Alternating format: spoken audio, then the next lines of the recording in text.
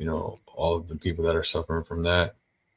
Mental illness and mental health is big, man. And you know, please, if anyone has any depression or sadness or hurt or they're feeling some type of way, please have no problem reaching out to me and talking to me. It really sucks about, you know, seeing someone that younger than me, have everything in the world and, you know, take it with one instance. Like circumstances are circumstances and things happen, but, in this life, you shouldn't take it from anyone. And, but with that being said, boys, we're here again every Thursday giving you reactions and predictions. And how we doing? Yeah, man, I'm good. I'm good. Like you said, it's kind of a sad day. News like that, it affects everybody in one way or another. We're all. I feel like it's a pretty common thing, even though lots of people don't talk about it. I feel like we should be talking about it a lot more. Everyone has kind of battled with something at some point in their life. So, um, happy to be here for sure, talking ball. And but yeah, it was definitely shocking news earlier today for sure. Yeah, I'm doing good. Happy to be back on. Been a couple weeks, but yeah, seeing that news is pretty crazy. He was only 24, so younger than me as well. He had just scored a touchdown in the Monday night game on prime time, so you think like top of the world, that type of stuff, like living your dream. But you never know what's going on behind the curtain. So, yeah, really sad. You're right. You never knew. You never know what's going on. And, there was words of him losing his mother not too long ago, and it took a big toll on him and stuff. But it to me, I don't think it's, not saying worth it, but like to take your life for something, like that is just whatever. Anyways, sad day, bless the ones that are hurt. And let's go ahead and jump right into this reactions. And this game sucks tonight, by the way. So we'll go ahead and start with the last Thursday's matchup. Ravens Dolphins. Lamar being back, showing out that he can, missing games didn't really affect him. Thoughts on that game? Thoughts on Lamar? Thoughts on? We're gonna get to the trade deadline too, so we'll keep that question in the back. But thoughts on Lamar, the Ravens, and the Dolphins? Yeah, I mean, I feel like it's easy to look good against Miami. Like if you've been off for a couple weeks, like how Lamar was there, it's a good game to get you back into the swing of things, and that defense is pretty bad, man. So, I mean, for him to come back and get Offensive Player of the Week in the AFC, I feel like it's kind of shows that. I mean, he looked great. He had 4 touchdowns and however many yards. So I mean, he looks like he's back on it there. But I mean, both of those teams, I feel like the Ravens, they'll now with Lamar Mack, they'll get it back into the swing of things and kind of push for that division. But I think it was just a bad game for Miami, and yeah, I don't put too much stock into beating Miami. That's really my big takeaway from that game. 4 touchdowns, 204 yards. Yeah. I mean, I had a lot of similar takeaways. If you've been out for a few weeks with a hamstring, one of the best teams that you could play coming back is the Dolphins. They're pretty terrible right now. One thing to note is that he only had 14 yards rushing. So maybe he's still getting, had to kind of shake the rust off and kind of get back into the swing of things. And I guess this was a good game to do that. It was a must win for them. They had to have won that game. And, sitting at 2-5, you can't be 2-6 and trying to make a playoff push. I think this weekend's game is a must win for them. So I think that this game served as a good, stepping stone to him. Not to cut you off, but here on out for the Ravens is a must win game. Pretty much, especially. The Steelers had a tremendous win last weekend. and they're still a couple games up. So I think they play the Vikings this weekend, and then they play the Jets at some point, and some other bad team. So all three of those, they have to win those games and be to even contend. So I mean, they're in playoff mode, right? Like this early in the season, it's not great. They might get tired towards the end of the year, but I wouldn't put it past Lamar. He's been incredible in the regular season with his 2 MVPs. So yeah, good game to come back to. I guess sums it up. I mean, looking at the numbers for the Dolphins, right? Tua, 261 yards, 1 interception, but 25 for 40 with a QBR of 22.9. Like, that's just, like, it's odd to see that many yards, 1 interception, and have a QB rating that low. It's just weird. I really don't know. Like, I was talking about this the other day with some of my boys, and I don't know what to think of Miami anymore. Like, they've had a different coach. I don't think Tua was the answer. Obviously, that's my personal opinion. But they've had different coaches. You know what I mean? They've had a different GM. Is it the owner? Is it Miami? Is it like I just don't know anymore with that team. Yeah. I mean, Mafia and I are all for the Dolphins stinking it up, as AFC East guys. So I don't care who it is, whoever it is. I hope they stay forever. No. I mean, but logistically though, like it doesn't make any sense. Like every team has like a random good 1 or 2 years, but the Dolphins haven't like really like they had 1 good year. I think Tua's rookie year, I think, or maybe his second year. But like before that, like it wasn't until like the Dan Marino era. Like it's just been so horrifying for them. Like it's been really bad. Yeah, people love to pick on the Jets for the playoff drought. I mean, the Dolphins haven't won a playoff game since way before the last. I think 2000. I think 2000 was the last time they won an actual playoff game. Right, and so. I think Jay Fielder was their quarterback when they won it. Yeah. If you want a name from way back in the day. Yeah.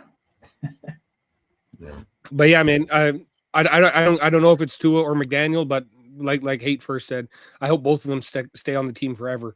And like realistically, I think Tua is the problem, and I think Mike McDaniel is an offensive coordinator and not a head coach. I feel like we've seen that sometimes. I feel kind of the same with your guy there in for the Giants, Daboll. I feel like he's more of an offensive coordinator than he is a head coach. And I don't know. I just think there's a whole bunch of problems going on with that organization altogether. Starting with the quarterback, I feel like you can't really trust him. Why? Okay. Why must we start the Giant hate early? Like, can we? I'm not starting. I didn't start hate. I didn't start hate. Can we wait? I didn't start hate. I was just saying. I think your coach sucks. That's all. We're not even 10 minutes. He was our offensive coordinator. Mafia. We're not even 10 minutes in yet. Like, I'm not hating. I'm not hating. Wait till I'm just telling you like what the 15 minutes. You know what I'm saying? Oh, here we go. Not even entertaining it. Yeah, I don't know. I mean, the Dolphins obviously got to figure something out and figure out what they want to do. Moving on to the 49ers and Giants. This was interesting. And as a Giants fan, you see all these, especially the Niners, right? You see the Niners missing so many star players, from offense to defense to special teams to, important positions, quarterback, linemen, defensive linemen, and they're winning games and scoring 30, 40 points in every game that they're winning. Like they haven't slowed down at all. And then you got the Giants that are missing so many players. And, this year as the Giants compared to the last couple of years, the Giants have averaged 21, 22, 23 points in the last couple of games since starting. So there is promising to that. But, seeing these other teams win games with missing important pieces, and the Giants just can't get over that hump yet, which is fine, but it does look promising. But this game here, the 49ers are really dominant team, and I think they should stick with Mac as their quarterback. Mafia? Yeah, I mean, I don't disagree. I think, especially when you look at the price tag of both of them, between Mac Jones and Brock Purdy, I'd rather get the same production I'm getting out of Mac Jones and save myself the $55 million a year that you're paying Brock Purdy. So I feel like they're in a little bit of trouble there because they're going to have to start the worst quarterback. I feel like we're seeing it right now with Sam Darnold. Kind of the same thing. It wasn't. It's not the quarterback who's the problem. It's kind of the system that he was in. So I feel like that's kind of the same issue that Mac Jones was in, where he wasn't that successful in New England. Finds a system that works with his skill set, and he can go and ball out. So yeah, I think to be honest, I didn't watch any of this game, but just from a football aspect of it, I think I wasn't expecting much from the 49ers this year, given all the injuries that they have had, and they seem to be playing really well. So I'm definitely surprised at them. I picked Arizona to win this division at the beginning of the year, and make a run a little bit in the playoffs as well, and that doesn't look like it's happening. Hey, first.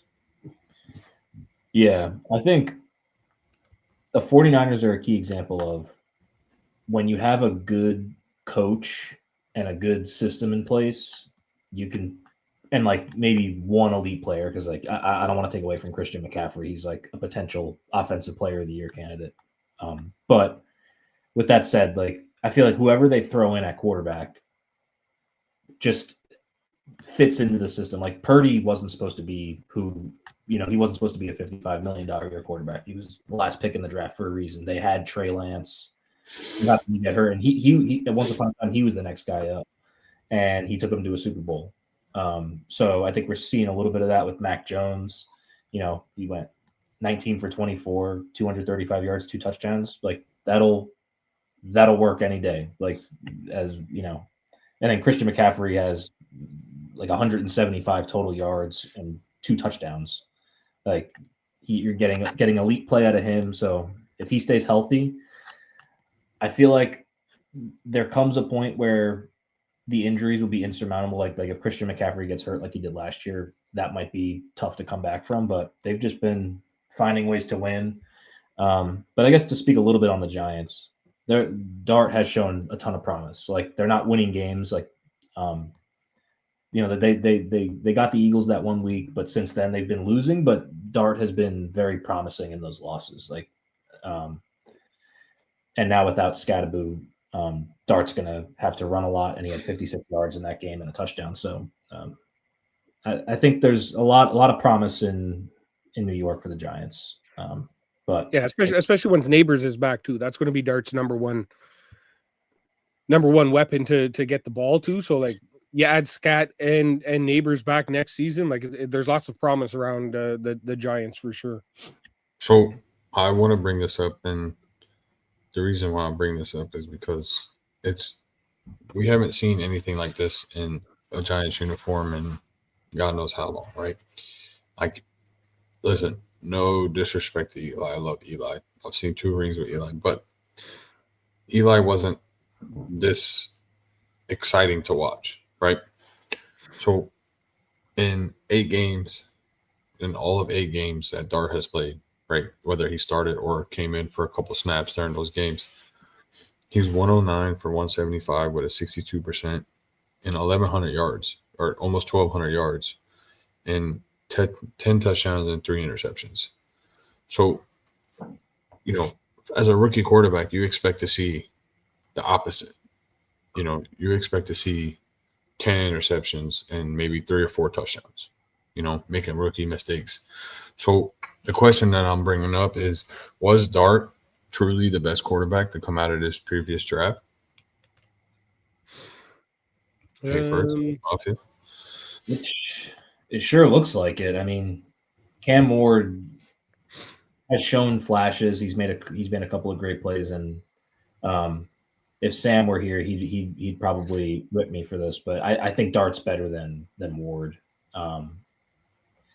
Yeah, I think as it stands right now, 9-10 games into the season, I think Dart's the best rookie quarterback so far. So he's looked really good. He's kind of re-energized the fan base. All the Giants fans I know have a lot to look forward to with him. A lot of confidence in him. He has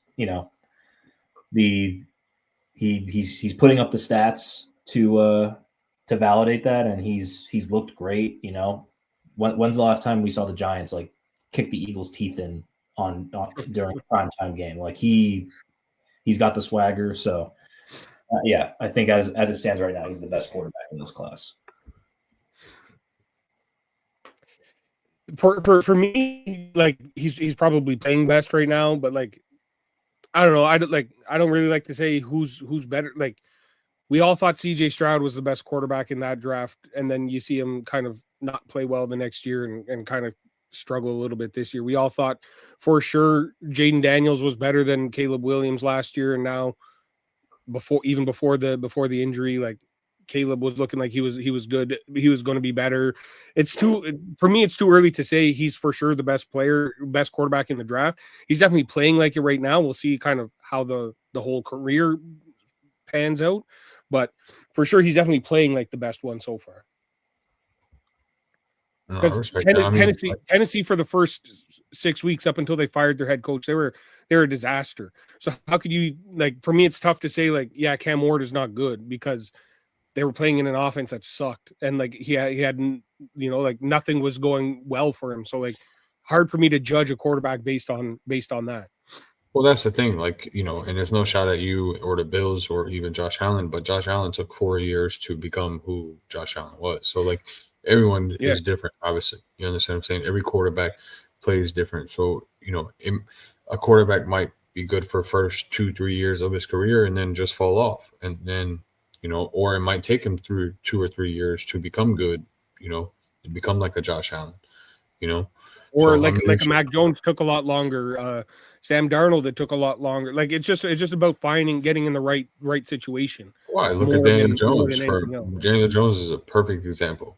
He was with the Giants for 6 years, looked great his rookie year, and then the last 5 years after that just looked like complete dog shit. But was it really him, or was it really the system? Because he goes to the Colts, exactly. And he's leading the Colts to the number 1 seed in AFC right now, or number 2 seed in the AFC right now. So, it just all depends on development, number one, and then it all depends on the system as well.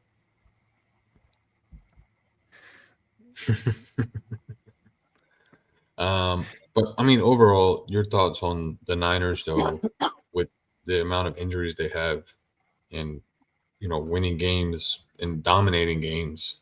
I mean, is that surprising? Is it the system? Is it, Mafia? I mean, I'm definitely surprised. They got rid of a lot of people in the offseason as well. There was a point there in the offseason, it felt like every day they were releasing somebody or trading somebody else was leaving the team or whatever. So it was for me, I'm definitely surprised. For them to be what are they at now, 6-3? Yeah, it's crazy, man. They're getting production out of Christian McCaffrey that I don't think lots of people were really expecting, because we're all kind of expecting the fall off or an injury here or there for him or whatever the case might be. But for me, I'm definitely surprised at how well the 49ers have played. They also benefit, people come at the Bills for having an easy schedule. The 49ers have a historically easy schedule. So I feel it's a little bit of smoke and mirrors a little bit, because they're not really playing the toughest competition. But I mean, I'm surprised. Even given that, I didn't think that they were going to be a 6-3 team. Hey, first. Yeah. I shouldn't be surprised, because Kyle Shanahan has the pedigree, and he's led a lot of these teams. He took Jimmy Garoppolo to the Super Bowl, took Brock Purdy to the Super Bowl. I think Brock Purdy was in another NFC Championship game when he got hurt or whatever. so he has the pedigree as a coach. He was also with the Falcons as a coordinator, but so I shouldn't be surprised, but I am, because I feel like Mac Jones was such a written off quarterback that I was like, all right, not even Shanahan can fix this guy, but he has. So I shouldn't be surprised, but I am. And who knows how far Mac or Brock will take them this year, and how long they'll last before some sort of injury creeps on in and impacts the way that they're winning games right now. Yeah, I mean, I guess we'll see. I mean, we're pretty much at the midway point of the season, and they're 6-3, sitting on top of the division, tied with the Rams. I think they're both 6-3, maybe. So I guess we'll see what happens and who wins that division and what they do and what they decide to do with Brock Purdy when Brock Purdy comes back. Obviously, Brock Purdy, quote unquote, is the starting quarterback. So, his job is, technically speaking, not in jeopardy, but, he comes back and they look like shit the first 2 or 3 games he's back. It might be, hey, you're going to ride that bench, bud, and then it's going to be Mac Jones show and San Fran. So I guess we'll see what happens. And, when he comes back, next game, Falcons, Patriots. I know both of y'all are in the same division as the Patriots, and probably hurt your soul that the Patriots are good again from all the trauma you've taken when Tom Brady was there. But they look good, man. Drake May looks good. The Patriots as a whole, do look good. When you speak facts, you got to speak facts. You can't just, be biased to, a team in your division. So, I mean, your thoughts on the Patriots team here, guys? Yeah.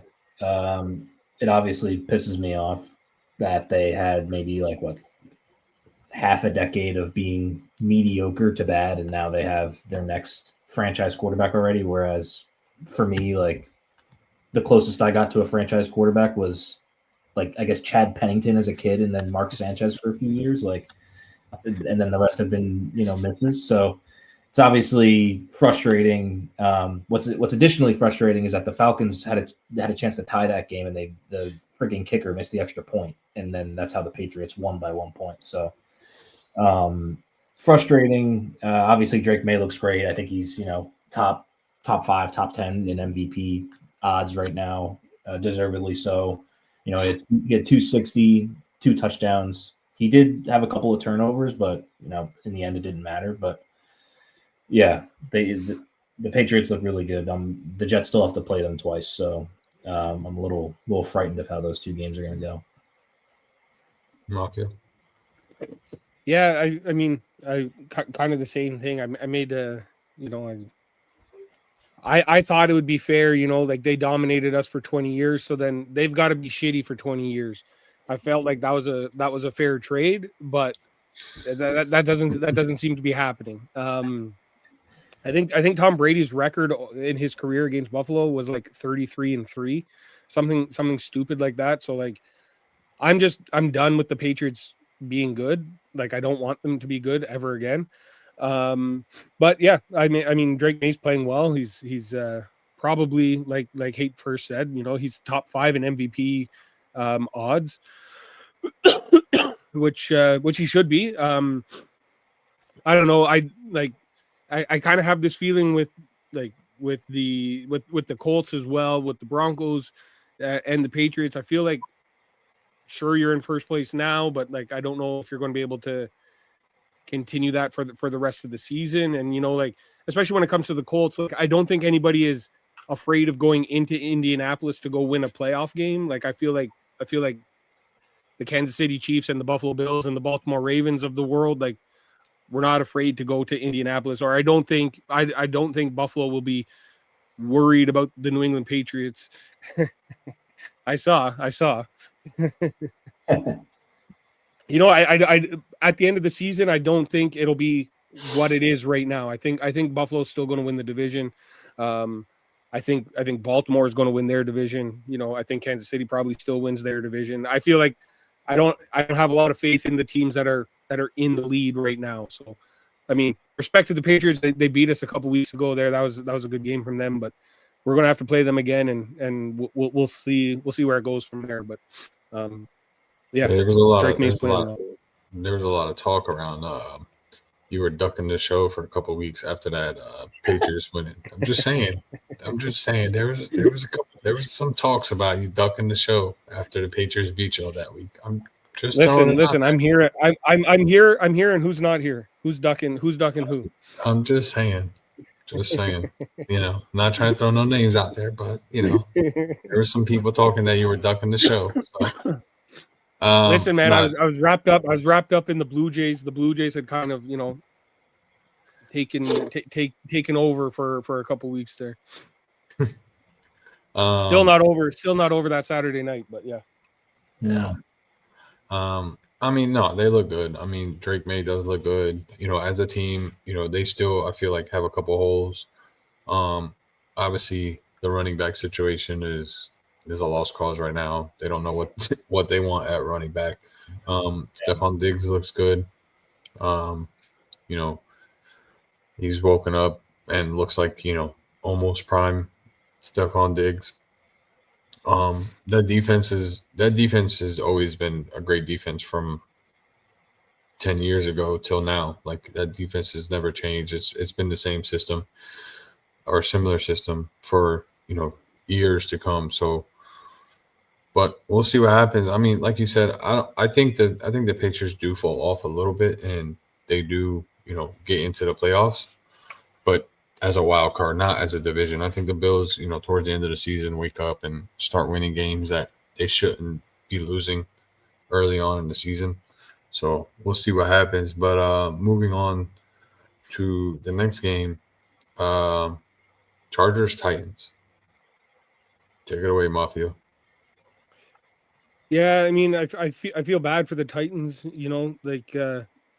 feel like it's just going to be a really long season for the Titans. Chargers, I feel like you should. It was what 27-20. 27-20, yeah. Herbert was 250 yards, 2 touchdowns, and a pick. I don't know. I feel like the Chargers they beat Kansas City week 1, and everyone was like we were all on the Chargers like hype train, and Herbert's finally here, and like I don't know. I still just don't buy it. I don't buy it from the Chargers at all. I don't think they're as good as their record says that they are. I feel like they have issues. You should be able to beat the Tennessee Titans by more than 7 points. If you want to compete against Denver and Kansas City, these are the games you have to look way better than what you did this week. Yeah. Hey, first. Yeah, I agree. I feel like I always associate the Chargers with they always play up or play down to their competition. And against good teams like Kansas City, they look awesome, and Herbert's throwing the ball all over the field, sliding for game-winning first downs. And then against teams like the Titans there, he throws a pick six. That one interception ended up being a pick six, and let these bad teams hang around for longer than they should.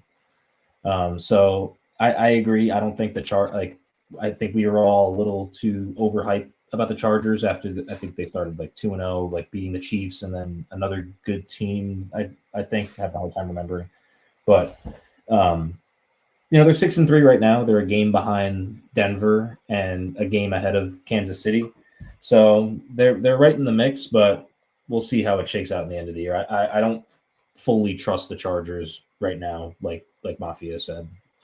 Yeah, they started out 3-0. They beat Chiefs, Raiders, and Broncos right off the bat. Then lost 2. Then they lost to the Giants and then Commanders right after. Yeah. So I mean that's great for them. That's 3 division wins like right off the bat, right to the beginning of the season. So everyone was like, okay, these guys are winning the division. They already have a leg up on everybody. But I just don't see it. I just don't see it. Yeah, no, I mean, there was all about talks about after 3 weeks, 4 weeks. Oh, Herbert MVP, Chargers winning the division, Chargers getting the number 1 seed, and then now they're being.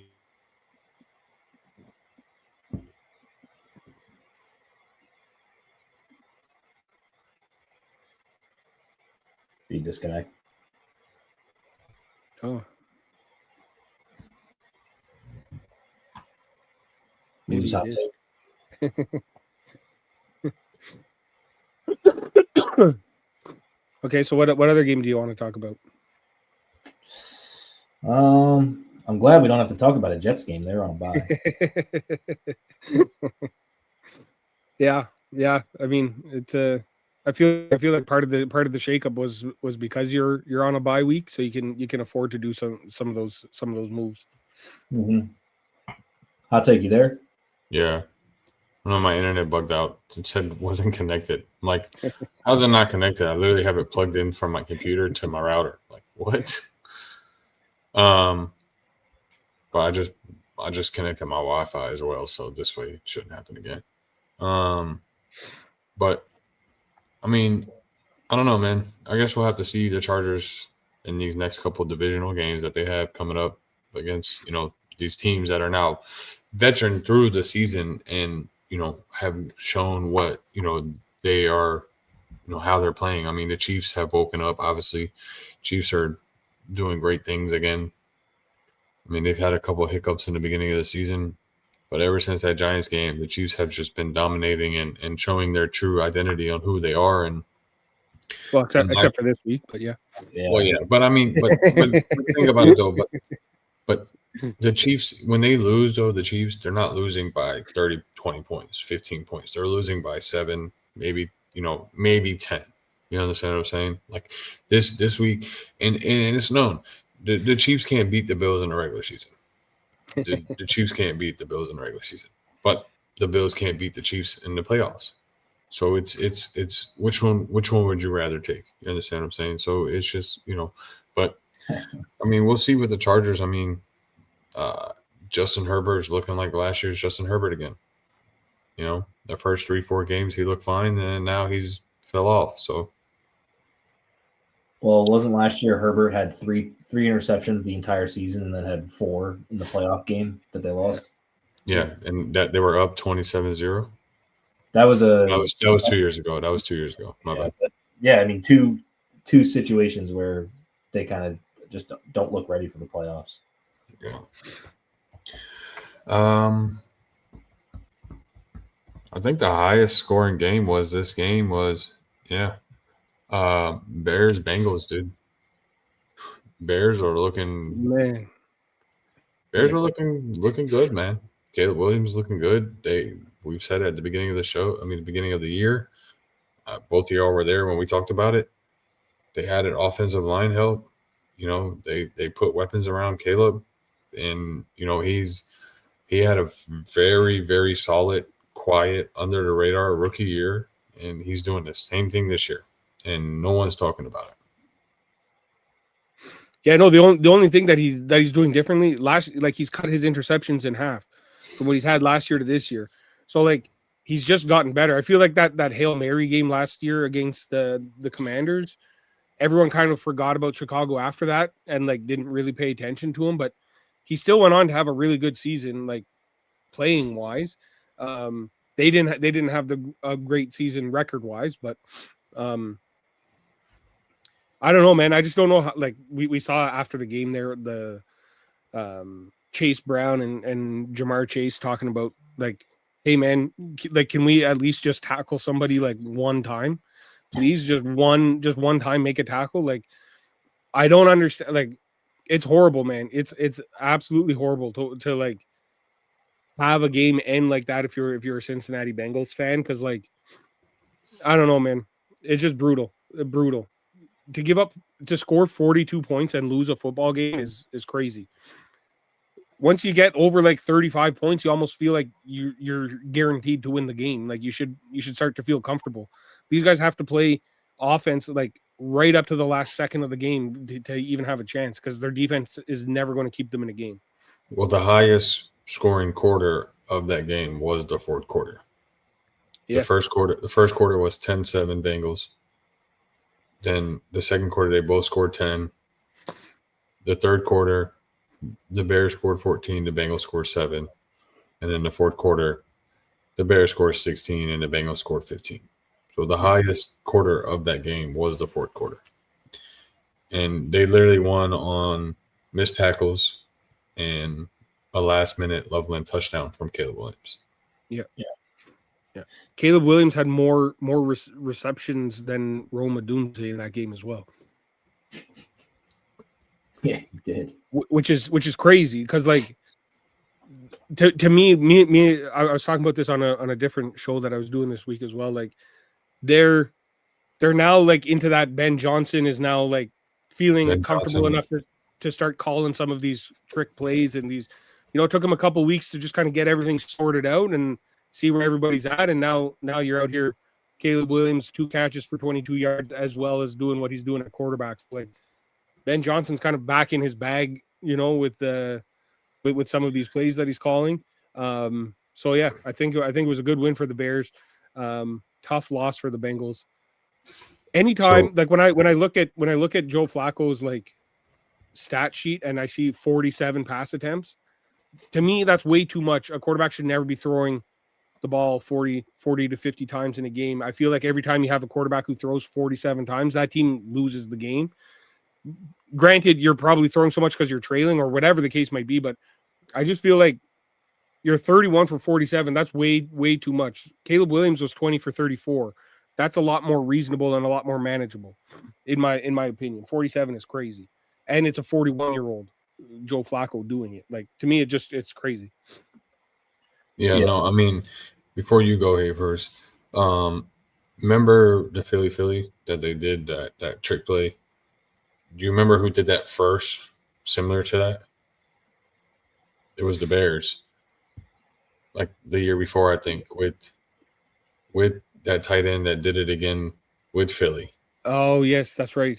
So watching Burton, that play, his name was, so watching that play again pretty much happen with Chicago this past weekend, and watching the other couple of trick plays that Ben Johnson had pulled, like you said, he's comfortable and he's in his bag. And, if they continue to dominate, or not dominate, but if they continue to play games like they played this last couple of weeks, then watch out for Chicago.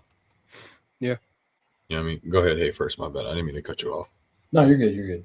I just wanted to call out that the Bengals, they put up 42 against the Bears, lost.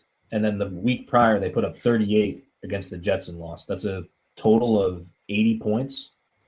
And they're the first team, heard this on one of the ESPN or Fox shows the other day. They're the first team since like 1960 or something to put up 80 points in 2 weeks and lose both games. Like that's insane. And like you're like you trade for Joe Flacco and you're getting exactly what you could have ever dreamed of from him, like at his age, and like, is he past his prime? Is he not? Like you're getting pretty much like prime Joe Flacco. Well, you know what they wanted from you're getting Joe Burrow out of Joe Flacco. Yeah. Well, you know what they wanted from Joe Flacco, right? They wanted Joe Flacco to win multiple games while Joe Burrow was gone. So when Joe Burrow comes back, they have a winning record and Joe Burrow can take the team into the playoffs. That's exactly what they wanted. Yeah, 100%, because Browning wasn't getting it done, and like I feel like Flacco's holding up his end of the bargain. It's just they're not winning the games because the defense is so. Well, bro, their defense has been in shambles for 5 years now. Ever since they drafted Joe Burrow, it's just they've never had a defense. Literally, never had a defense. That defense was good. That one when they went to the Super Bowl that one year, I feel like that was the first year. Yeah. Maybe second year, but other than that, it hasn't been that good. Yeah, I feel like for sure. In order for it to spill over, where you have like Jamar Chase and Chase Brown making comments to the media, like I feel like these have already been internal conversations where the offense feels like they're holding up their end of the bargain, but the defense isn't. And I feel like it's just been so long now of like the same thing, where now you're seeing it starting to spill into the media, which I have a bad feeling that, like that locker room is completely torn up right now. It's not looking good in Cincinnati. I mean, brother, when you got holes bigger than Swiss cheese on your defense, you're not going to win games. It's just that simple. Like it's not going to happen. I don't care. You can score 65 points in a game. But if No, your because their defense, defense will give up 66, man. Like it's yeah, crazy. if your defense can't make a stop, a single stop, we're not asking to dominate the game. If you can't make one stop, you're not winning that game. It's just that simple. Yeah, Loveland caught the ball. There was 3 guys like right there. They all grabbed a hold of him, and he just broke free and then ran for 30 yards down and scored a touchdown. Like brutal. I mean, But I tell you what, I am going to start pushing a narrative for Cincinnati to trade Joe Burrow just to see if we can ruffle some feathers. That's a good narrative to push. And I know a team that just got 3 first-round picks this past week has a lot of assets to offer. listen, it doesn't hurt to try. Why not pick up the phone during the draft and say, "Hey, I got 3 first-round picks for you"? Would that be enough for Joe Burrow?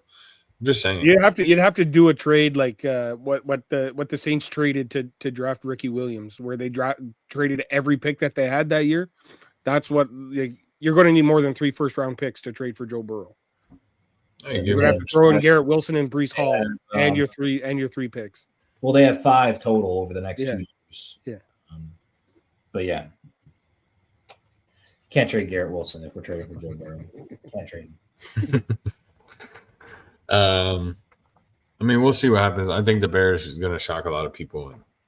No, they look really good. So that's a tough division, though. The toughest division in football for sure. Oh yeah, for sure. Colts, Steelers. Colts ended up losing 20-27. Now, here's my narrative behind this Colts, right? Looking at these games that the Colts have played, right? And I'm pretty sure both of y'all are going to agree to this. Looking at the games that the Colts played, right? They beat the Dolphins. They beat the Broncos on a last-minute field goal with a flag. Okay, let's not forget about that. That was the major factor of that game. Okay. Mm-hmm. They beat the Titans. They lost to the Rams. They beat the Raiders.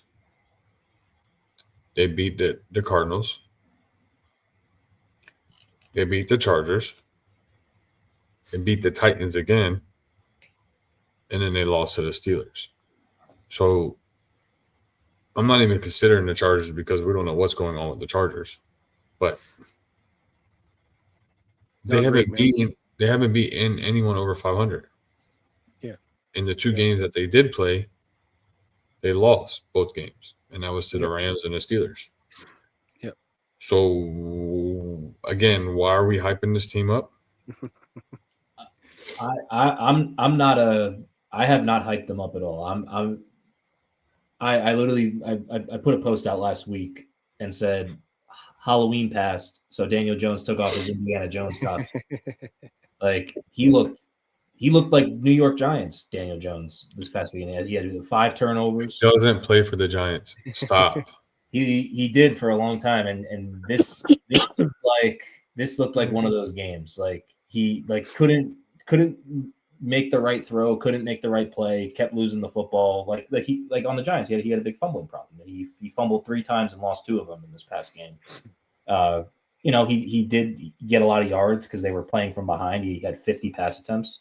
Like Mafia said, like if you're throwing the ball every play, most likely you're playing from behind, and you're probably going to lose that game. But for the rest of this year and next year, I will be rooting on the Colts' downfall. We have 2 of their first-round picks now, so I hope they lose out. So I hope we see this every weekend now.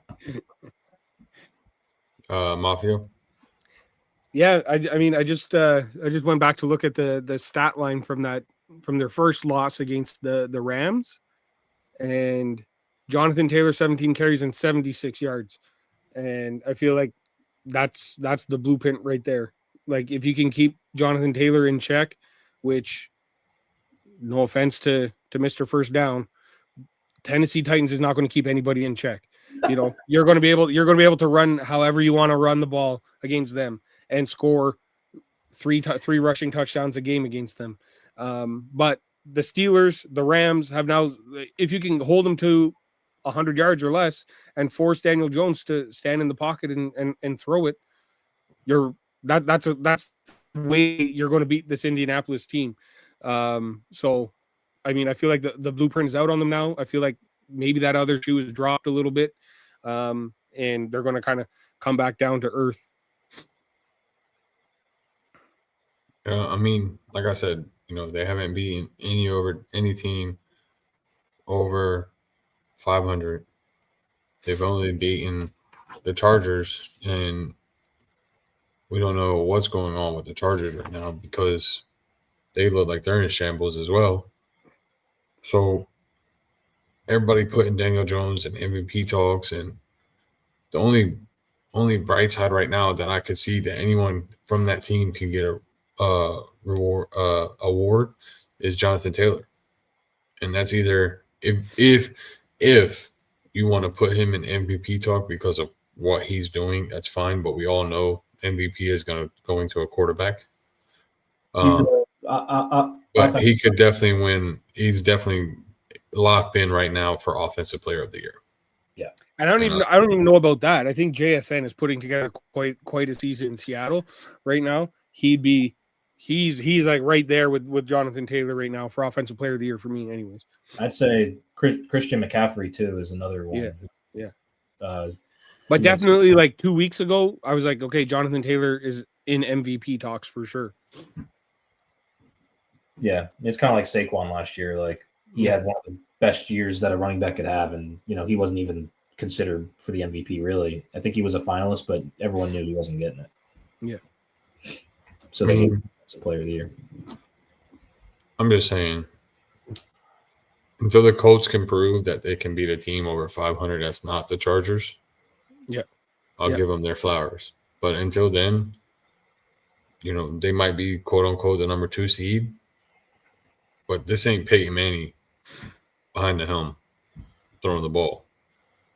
No, exactly. This is still Daniel Jones that we've seen 5-6 years in the Giants uniform fumble and turn the ball over multiple times in a game. And we've seen that this past Sunday with the Steelers.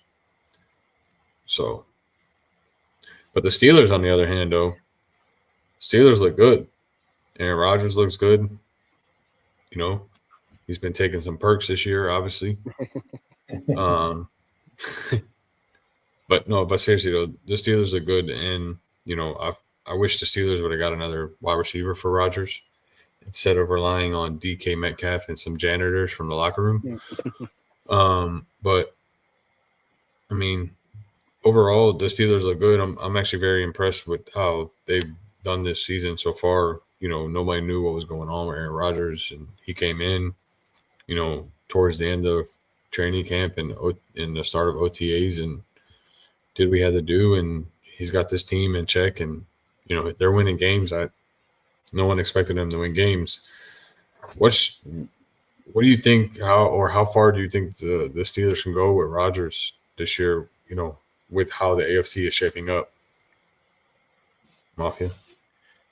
Yeah, I mean they're a good team. They're a good team. Their defense is just like kind of boom or bust. Like either you get a really good game from them, like we saw against the Patriots, or like we saw this week where they're able to force 5-6 turnovers, or you get like a shitty game out of the defense, and it seems like they can't stop a nosebleed, and the Packers put up 35 points on them, So I feel like they're very hot and cold as a defense, and that's kind of going to be what determines how you do down the stretch. Is going to be if you can run the ball and how good your defense is. That kind of wins you games in December and January. So it'll be interesting to see how it goes. I feel like the Ravens are making going to start making a push there. They play each other the last weekend of the season. That might come down to who's going to win the division on the last week of the season. But for now, they've got a two game lead in the division, and they look good. It's hard to knock them when you just beat the hottest team in the league. So it's hard to say anything negative against them. Well, they play the Chargers this Sunday night. They play the Bengals, and then they play the Bears. And then right after that is their gauntlet. And when I mean my gauntlet is you got the Bills, you got the Ravens with Lamar back, then the Dolphins thrown in the middle. Then you got the Lions, the Browns, division game with the Steelers and Browns is always a good one. And then they end the season with the Ravens. So their gauntlet's about to start pretty much. We see obviously one obvious win against the Dolphins, but the other games are going to be a toss-up. So I think it's pretty safe to say that they'll beat the Bears. I think they can beat the Bears. I don't know if Caleb can keep up with them. no, but yeah, I mean after that. Well, I mean, sorry. do you consider but do you consider the Bears part of their gauntlet? No. Okay, so starting with the Bills is when yeah. So No, I see what you mean. With the Bills, there's only one obvious game that we all know that they should win, and that's the Dolphins. The rest of them, the Bills, the Ravens twice, the Lions, and then the Browns. I mean, we seen what happened the last time they played the Browns. The game was it that game? No, they won that game 23-9, but it did start off slow, and they ended up winning that game. So, division games with the Browns for any of those three teams in that division with the Browns have always just been a toss-up because the Browns could just shock the world that day. Yeah. Well, the Browns defense can take over a game and win you a game any given Sunday. Exactly. So we'll see. I mean, I think they do lock up that division here soon and win that division. But I think if they want to win the division, they got to in that gauntlet specifically. They have to beat the Dolphins. They have to beat the Browns, and they have to split at the very least with Baltimore. And I think if they do that, they'll and they have to either win against the Bills or the Lions. They can't lose both. Those will be tough games, but I agree. Yeah, I mean, like if they beat the Bills, it won't be so. I'm saying if they beat the Bills, it won't be so bad if they lose to the Lions. But if they lose to the Bills, they have to beat the Lions to try to win that division. Yeah, I mean, because we know Baltimore is every game is a must win for them. So they're going to be pushing from here on out. They're going to be coming for you for the whole rest of the season. So Pittsburgh can't afford to have any slip ups. Yeah. I mean, speaking of their boomer bust defense, they made Justin Fields look like the second coming of Jalen Hurts in week 1. Like he had me all that defense had me all excited, but little did I know was that was more about their defense than it was about our offense. Yeah, and since then the Jets and Justin Fields hadn't done nothing. So oh, my bad, bro. I didn't mean to kick you while you're down. Give us our one win. I know we had the bye. So my bad. Yeah, you even lost in the bye week. I don't know how that happened, but yeah. Hey, it's been 2 weeks. It's been 2 weeks since I've had to watch a loss. So that's Broncos Texans, not much to run there. I mean, Broncos boring game, 18-15, just like tonight, boring game. The Broncos. They hype up the Broncos so much every year, and it's just the same thing. They play flat games. They don't play exciting games. They are winning games, which is what matters at the end of the day. But they don't play exciting games. They play flat games. I mean, it's 7-7 in the fourth quarter with the Raiders. Like these are games that you should be blowing your opponents out. You should be winning 35-7. You understand what I'm saying? So, I mean, anything to say about the Broncos Titans? They pretty much played Davis Mills to a tie, which should tell you everything you need to know. I think the 7-2 record is fluky. It was fluky already, and then you play Davis Mills to a tie, and then you kick a game-winning field goal at the last second just to squeak past them. And now the Raiders, like you said, Hot Take, it's almost the fourth quarter, and they're tied up with the Raiders 7-7, and they're 5 games apart.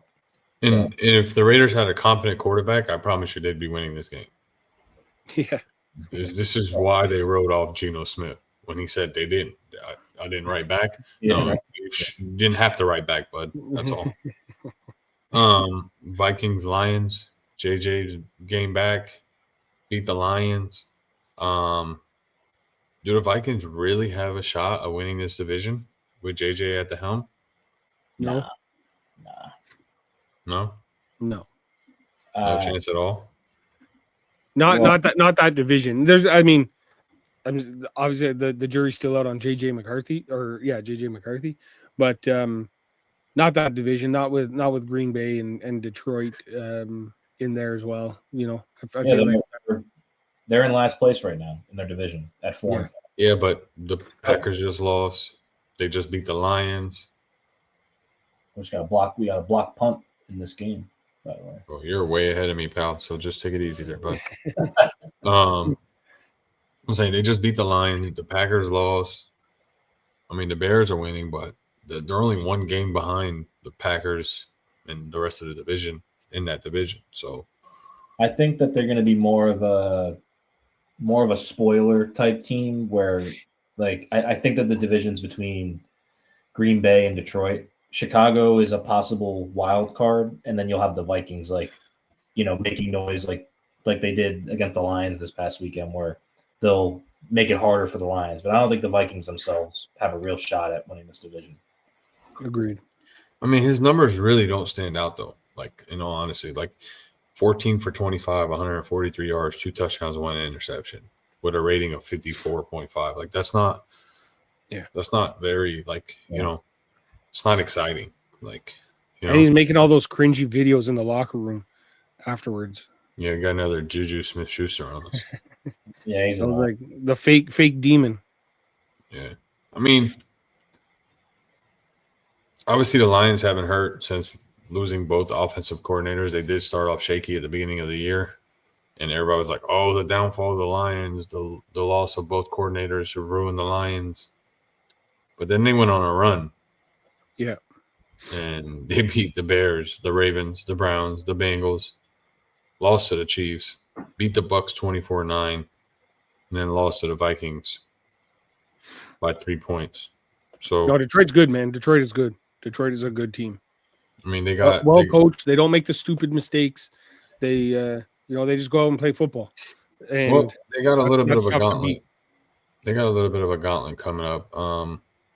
You got after the Commanders game, you got the Eagles, and then you throw in the Giants, and then you got the Packers, the Cowboys, the Rams, the Steelers, and then the Vikings again. And then the end of the season with the Bears.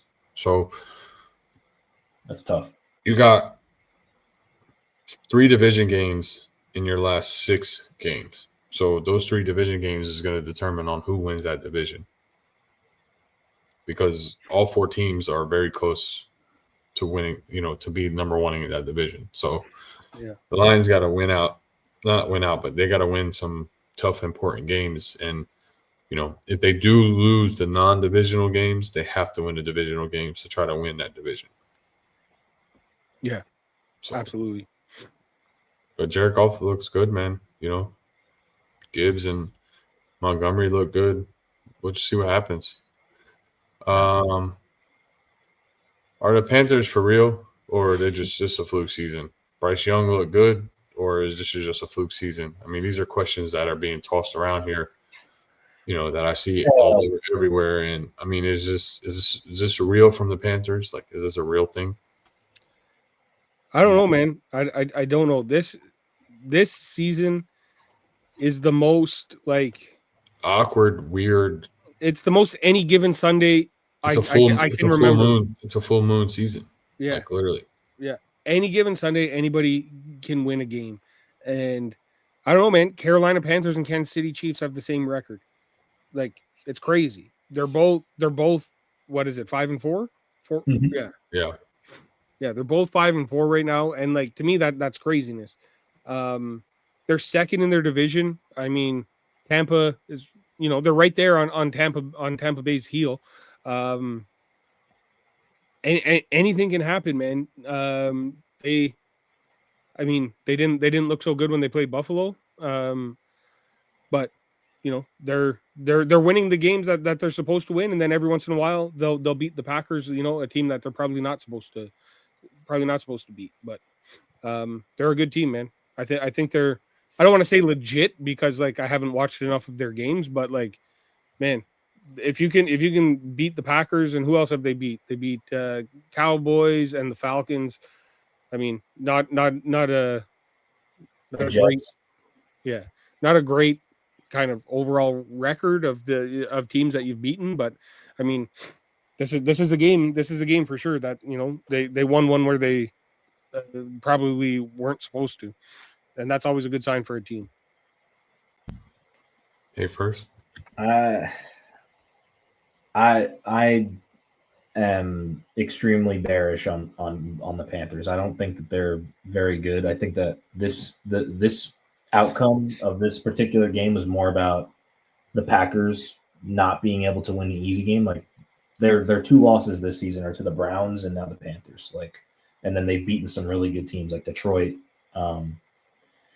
Blanking on who else they've beaten this year, but they've played up the competition. Oh, Mr. First Down, how's it going? Hey, why'd you say it like, oh, gross? Like somebody, like, what's that about, bro? What's that about? What's wrong? Who hurt you? Well, fix your hat, bro. Like, we're not in a club, all right? What, bruh? What do you mean, bruh? You guys want to hear my band? I don't know, man. I'm very impressed with what they're doing so far this year. Bryce Young looks better than he has the last 2 years before that. But the thing is, though, is like, we did see it at the end of last year a little bit where Bryce Young was picking it up a little bit towards the end. But, it made me all self-conscious. He carried it on to this year. But he had 100 yards and a pick in this game. Like this is the Rico Dowdle show this past week. Okay, well, the last 3 weeks have been Rico Dowdle. So let's, you want to talk for real, let's talk for real. So, I mean, it's literally been all Rico. Like, it hasn't been no one else. Boy, if I missed this.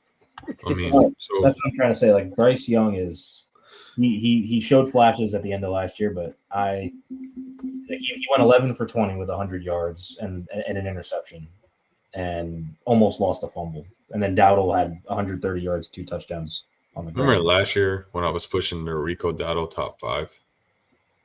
Never wrong, just early, brother. I was very early. Very early. But, I mean, Dallas didn't give him a chance. Dallas didn't give him that opportunity to show them, show him for him to show them what he had. And the Panthers gave him that opportunity. And Sorry. I mean, I know Chubb got hurt, Chubb got hurt and he took the opportunity, but he did very well with the opportunity he took. And, and he proved to them like, hey, you can trust in me. I can prove it to you that I can be that running back for you. So, I mean, they're only one game behind the Bucs in this division. Yeah, man. I mean, do we see them winning this division? The Bucs lose a couple more games? I don't know. Bucs are going against the Patriots this week. So they got the Bucs go Patriots and then Bills. So it's a tough couple weeks for the Buccaneers. Why don't you do me a favor and look up the last time the Panthers, like the year? I know it was with Cam Newton, but what year was that? It was 2015. They went 15-1. Mm-hmm. Yeah. Dang, hate first. Goodness gracious. So damn since computer over there. So since 2015, they've pretty much haven't competed. So for 10 years straight now. Ooh. Yeah. I didn't even think about that. Yeah, has been. Sounding like the Jets over there. Listen, the Jets unnecessary mafia. The Jets have been a century, but I'm gonna pray for you, sir.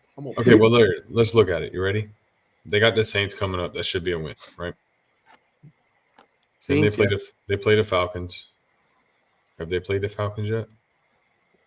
Yes, they beat them 30. They beat them 30-0. Exactly. That's right. So that should be a win, right? Yep. And then they got their gauntlet coming up.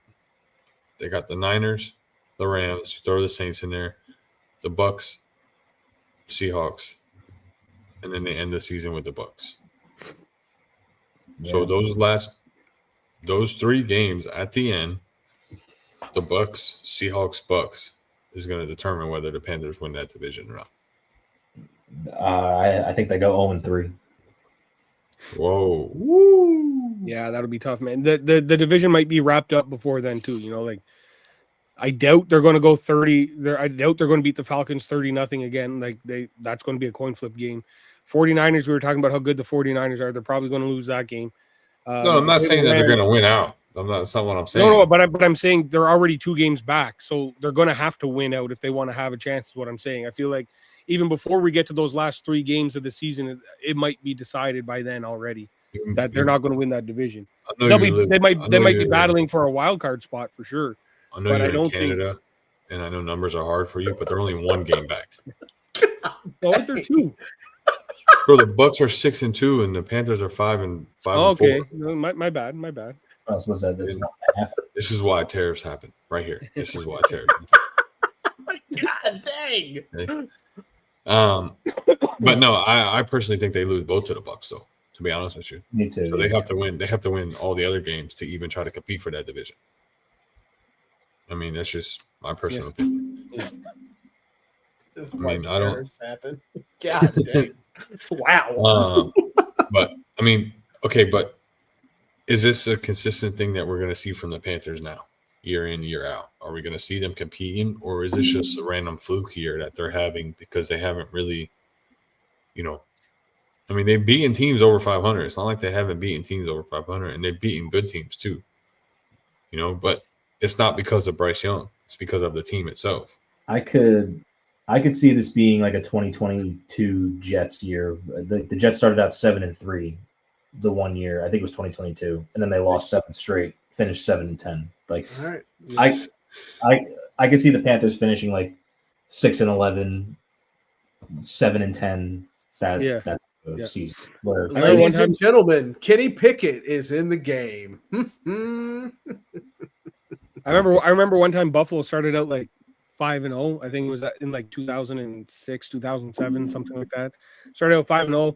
They finished at like 6-11. Like, it's I don't think this is a legit Carolina Panthers team.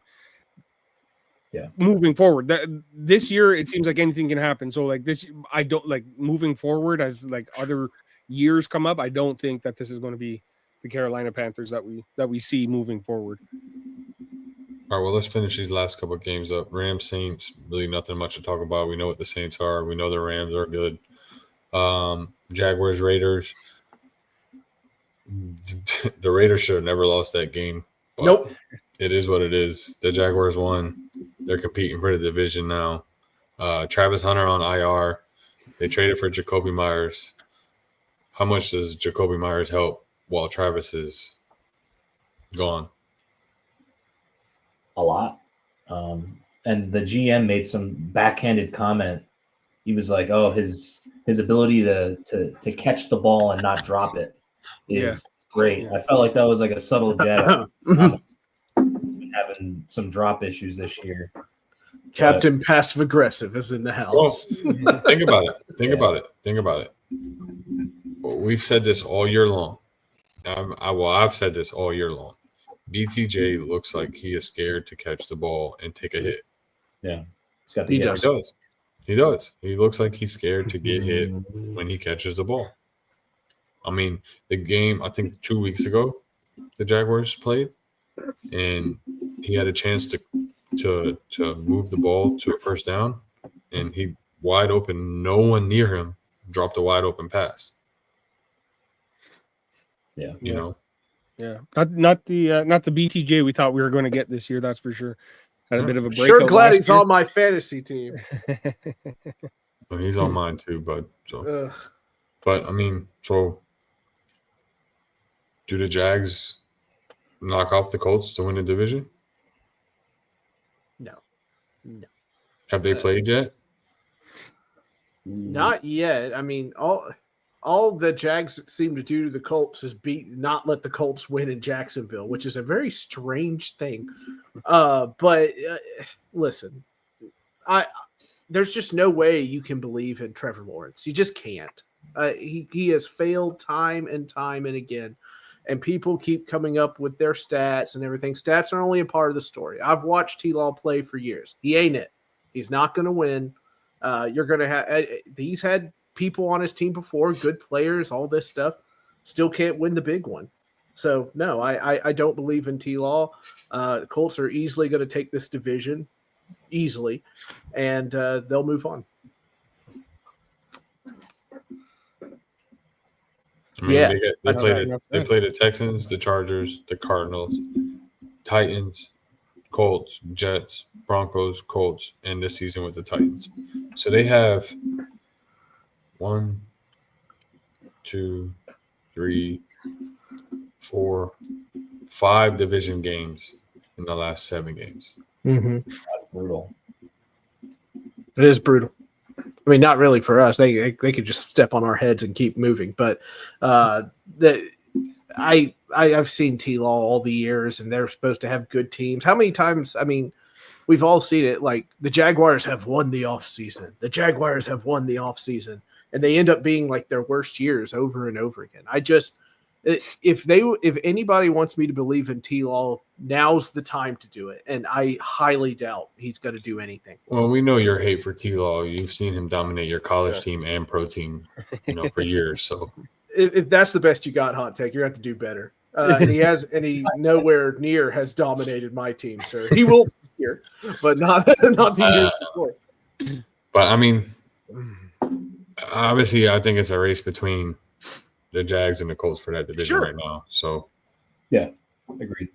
And the Jags got some tough competition coming up. I mean, obviously, the Colts and the Jags haven't played yet, so we'll see what happens in 3 weeks. I think, if I remember correctly, what that game intends, and I think the first game is in Jacksonville. So, yep. Well, there's the Colts' second loss, I guess. So we'll see what happens. Seahawks Commanders, prayers up to JD5. Mm-hmm. Dislocated elbow, no surgery required though, so that's a good thing. Okay. But big fall. Or no broken something. I don't know, but it's not as bad as what we've seen, obviously. Really? That video. Yeah. I thought it was like dislocated elbow, but it's all not, the ligaments gone, and like broken bone in there somewhere. No. Ugh. It's not as bad. I've seen a post about somebody posting saying that it's not as bad as it looks. So, but obviously he's still out for the year. But prayers up to him. Yeah. Commanders could wrap it up and start mocking. Pretty much. The Seahawks though, they look pretty good.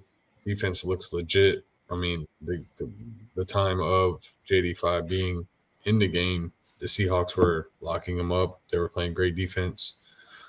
He never should have been in the game in that situation in the first place. No, he shouldn't have. It was on the coach. You can't blame no one but the coach in that situation. But I mean, what are you going to do?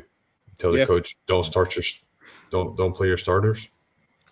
You're trying to win games. I mean, now, it is a little bit different because of how the game was out. Of the outcome of the game, but you're not going to pull your starters just to pull your starters. You know what I mean? Unless I feel like you should, man. You were down like 31-7 at the time. Just get them out of there's 5 minutes left in the game. There's no chance of a comeback. The only thing that could happen is an injury. You're not going to come back. You're not going to have a miracle comeback win. You're not going to learn new plays. You're not going to try and figure something out. Like nothing is going to happen except you're running the risk of an injury. Yeah. I saw Greg Olson made a comment. He's like, obviously hindsight's 20/20 and because he got hurt, you should have pulled him, but stuff like that could happen in the first quarter when it's 0-0 in theory. But we see games all the time where Josh Allen will sit the fourth quarter or they'll be up and they'll pull Mahomes out of the game and let the backups in for a little bit. Once the lead gets to enough that the game is settled, we're well in hand. Fourth quarter. There's nothing's going to happen. Let's just play the backups, get them some reps, and rest our guys. I feel like we see that happen quite often. Yeah. It happened with Lamar Jackson, not so much because he likes to pad the stats in the fourth quarter, but it's. Did you ever watch that YouTube video? It talks about the unwritten rules of football and whatnot, and Harbaugh breaks every single one of them. and then whines when somebody breaks it against him is the most funniest thing ever. But I was looking, they were talking to ex-players and stuff about it. Like when Lamar was padding stats, I forget who it was, but the coach went up the hardball and he just read his lips like, "What the F is your problem?" or whatnot. And he goes, "What?" And then somebody did it to him. And he's like, Yeah. I'm like, yeah, come on. Yeah. Pick one, Harbaugh. You're going to be the villain or the hero. Which one? Cardinals. I'm sorry. No, go ahead. I just have one last comment on the Seahawks. Darnold had 4 touchdowns and 3 incompletions. Every time Monster. I make this out of him, a part of me dies. we had this man on our team. I had his jersey. I used to wear it every time I went to MetLife to watch him. And now I got to watch him. Here, I'll give you the big screen. Sell your soul a little bit. Look into our eyes. Look into our eyes. Yeah, don't blink. Just let us. Now I got to watch him go 14-3 with the Vikings. And now he's tearing it up with the Seahawks. It could have been us, man. Could have been us. All right. That's all you gotta say. That's it. All right. Well, if you want to feel better, never give me the big screen. Jeez. if you want to feel better, the Minnesota Vikings had Daniel Jones and Sam Darnold on their roster last year, and now they're stuck with JJ McCarthy. So at They least threw 3 touchdowns last game. at least you didn't have Daniel Jones as well and got rid of both of them. Yeah. At least you only had Darnold. That's true. And somehow KOC's next project, Will Levis. Somehow I feel like this is coming back to be Giants hate. Somehow we'll skip over that part. We were gonna wait. We were texting. We were gonna wait till you say something mean to somebody else and then bust you with it. Just Cardinals, right. Cowboys. I think I seen a stat that the Cardinals are like 9-1 against the Cowboys in the last 10 games that they played, and it's very shocking to me. Mm-hmm. But the Cowboys are just I mean, I don't know what to say about the Cowboys. Obviously, I do have a question though. Have we seen the end of Kyle Murray? Can I go first? Okay. Yeah. All right. Cool. Yes, you have seen the end of Kyler Murray. He was given this big contract. He had a video game clause in it. When we looked up video game clauses and other contracts, well, we didn't see one with another quarterback, which was interesting. But listen, Kyler has had opportunity after opportunity. And I'll never forget the TV guys were like, the ball's in Kyler's hands, they have a chance. And he would just dramatically fail. And then I'd watch another game of Arizona. The ball's in Kyler's hands, they have a chance. And it's the same. It's like a record repeating over and over. Listen, Jacoby Brissett goes in there, and God bless him. I love a wily veteran going in there and taking care of business. It's very pleasing. But the fact that all he is doing is pretty much managing the football game and not making the big mistake speaks wonders about Kyler Murray and what he is doing wrong. I don't know the particulars of the contract, if they can duck some of it or anything like that. But yeah, Kyler, it's done in Arizona. Maybe he gets a shot somewhere else, but I mean, I think he's a backup. Mafia, hey first. Yeah, I mean, I think kind of the same. He's done in. It's very rare that you see a guy get injured. He's getting better. The backup plays well, and oh no, all of a sudden our starter, he's way worse, and we need to let him rest. We got to put him on 4-week IR. So I feel like he's done in Arizona. He might get a shot somewhere else on a team that needs a quarterback. But I would be weary about starting him next year if I was another team. We just saw the release today. Grand Theft Auto is coming out next year, so you're not going to get much in November. You're not going to get much out of him next season. So maybe give him next year off, and then he can come back the year after. First. Lordy. Mafia stole my joke. I was going to say Black Ops 7 zombies just came out right in time for him to go on IR. But yeah, I mean, he always showed flashes. I think it is to answer the question, I think his time in Arizona is done. I hope to God that the Jets don't target him as like a free agent signing. That would be awful. I would hate that. I mean, you do got 3 first-round picks you can send him. No, those are for Burrow, not Colin. Don't you want to waste your time on another first-round draft pick to a team that's going to be picking lower than you? I'm just saying, you got the currency, I've got the time, baby. Come on with it. Yeah, show your boys some love. I don't know. I think he's definitely done in Arizona. I agree with Mafia. Like it up until like a few days before the Cowboys game that just happened, they were saying like, oh, he's progressing. He's like, doing some light work. He might be ready to go. He looks good. And then this game passes, and now it's like, oh, all right, we're actually putting him on the 4-week IR. Like it's like Gino. What's the term for it? It's like a quiet benching kind of thing. Yeah, I think that's what's going on, and with a whimper. So I think his time is done. Well,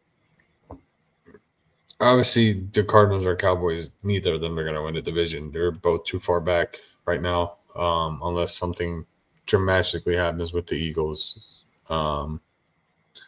But it is a win for the Eagles on their bye week. All 3 of their division opponents lost. The Lions lost. But game of the week, Bills, Chiefs.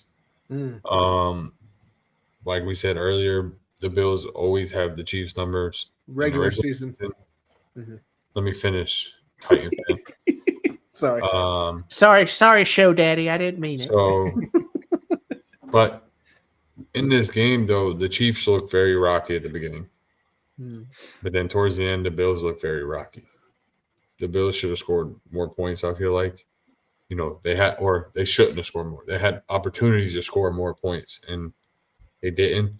But we'll let the man speak for his team. When, we get there, we'll just, keep him on quiet for now. But this game was really the game of the week. And, both teams did play their best to try to win this game, because this game could determine towards the end of the season, who is the number 1, who is the number 2 seed, because, we all know that we're going to see the Bills and the Chiefs towards the end. There's no doubt in my mind that we won't see the Bills and the Chiefs in the playoffs. It is unavoidable. Whether they win the division, which I both do think they both do win the division towards the end. But, right now, the Patriots are behind, or, competing with the Bills, and then you got the Chargers competing with the Chiefs. So, but I don't think those 2 last. And obviously it'd be back to the normal Bills, Chiefs winning their division. But Mafia, go ahead and talk about this game, but give us key points on this game and things that you've seen that you thought that stood out. Yeah, I mean, this was this was obviously a big win for us, a good win for us. Like you said, it's going to affect playoff seeding. It felt a little bit different than how we've beaten the Chiefs in the regular season in years past, which is why it kind of gives us a little bit of confidence that we can beat them this year in the playoffs.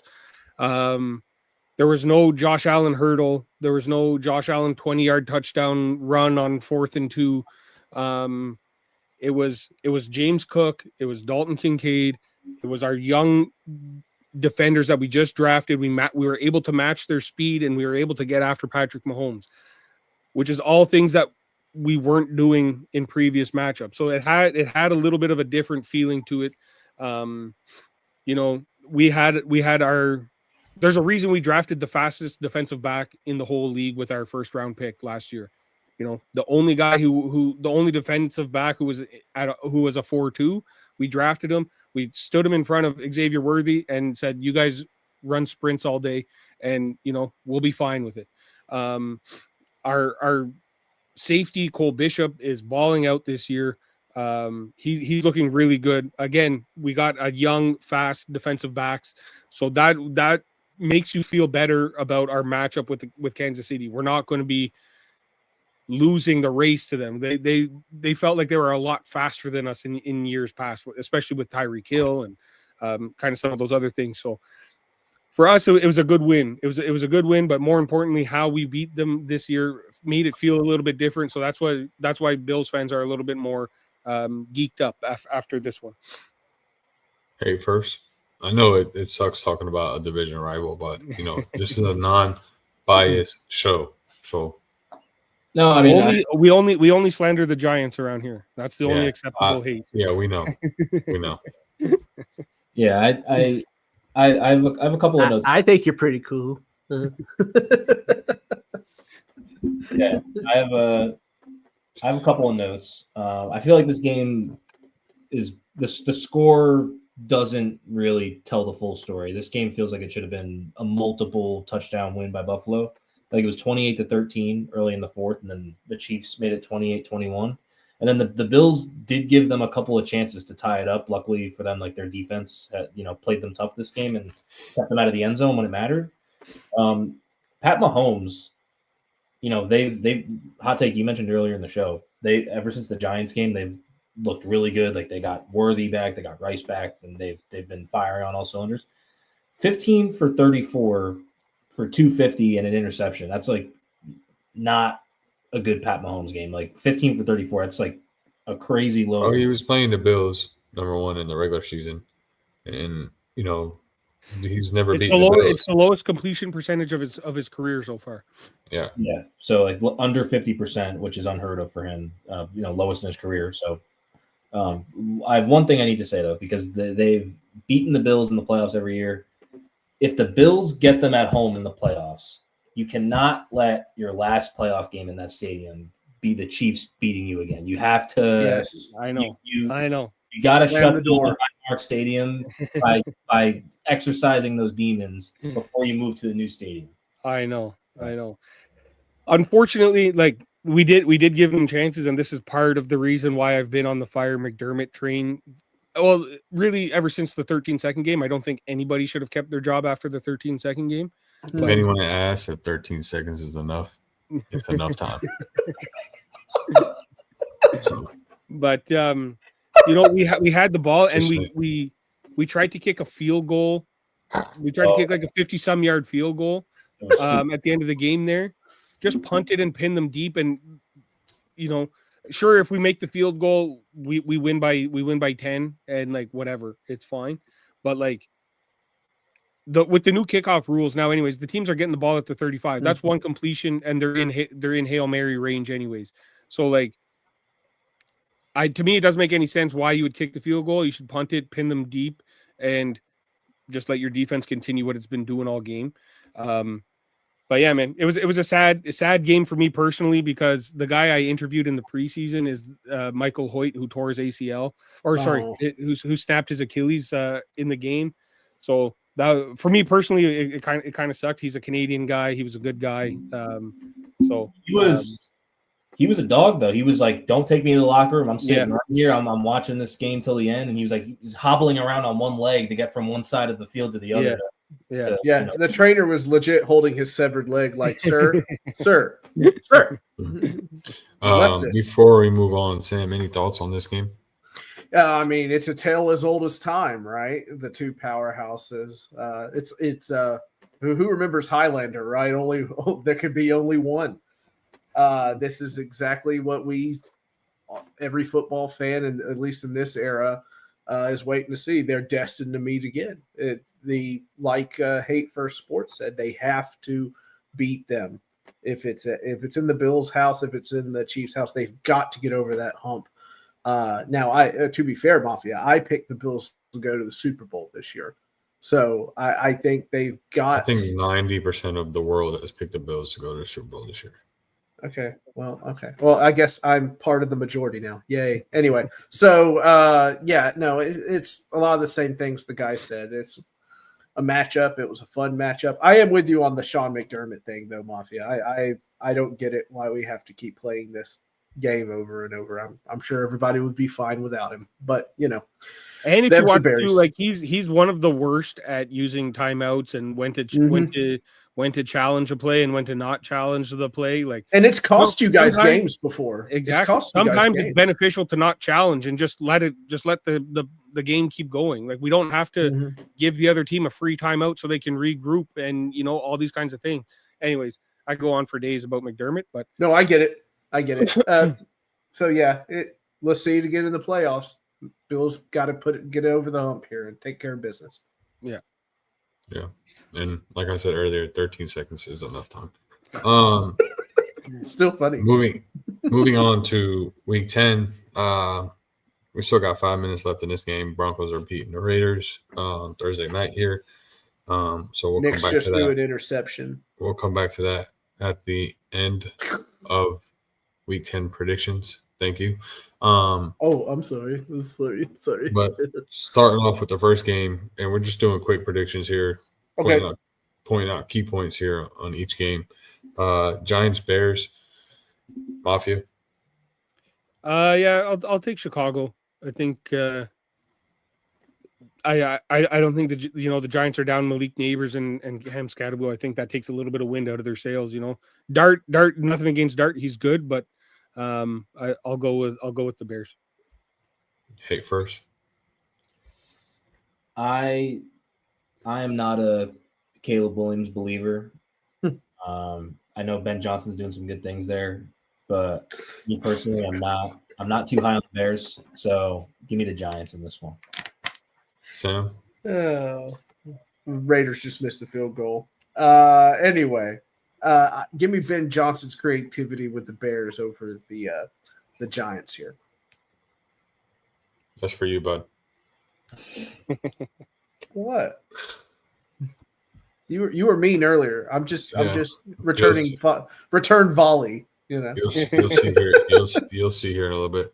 Oh God. I'm on a Falcon. bye week. What could I do? Don't worry. Falcons, Colts. Sam, we'll start with you. I'm sorry. Who is it? Falcons, Colts. Oh man, I really, really, really, really wanted to pick the Falcons here, but I just don't think it's going to happen. It's over in Berlin, Germany, I believe. Yep, 9:30 game.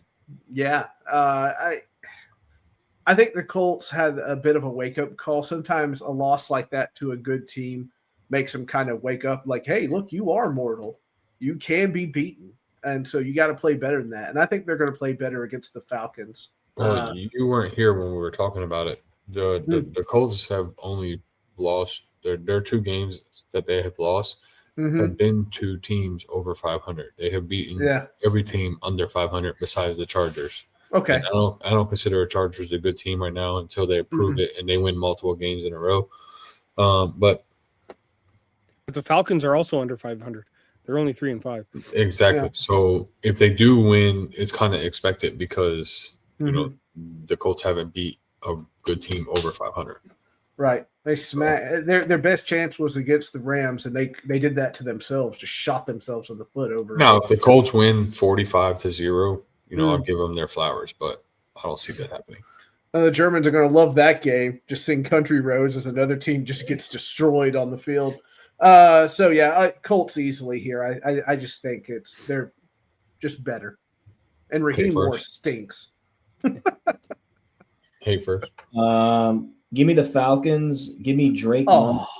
Drake London mossing Sauce Gardner for a game. My gosh. I think there's some biases in there.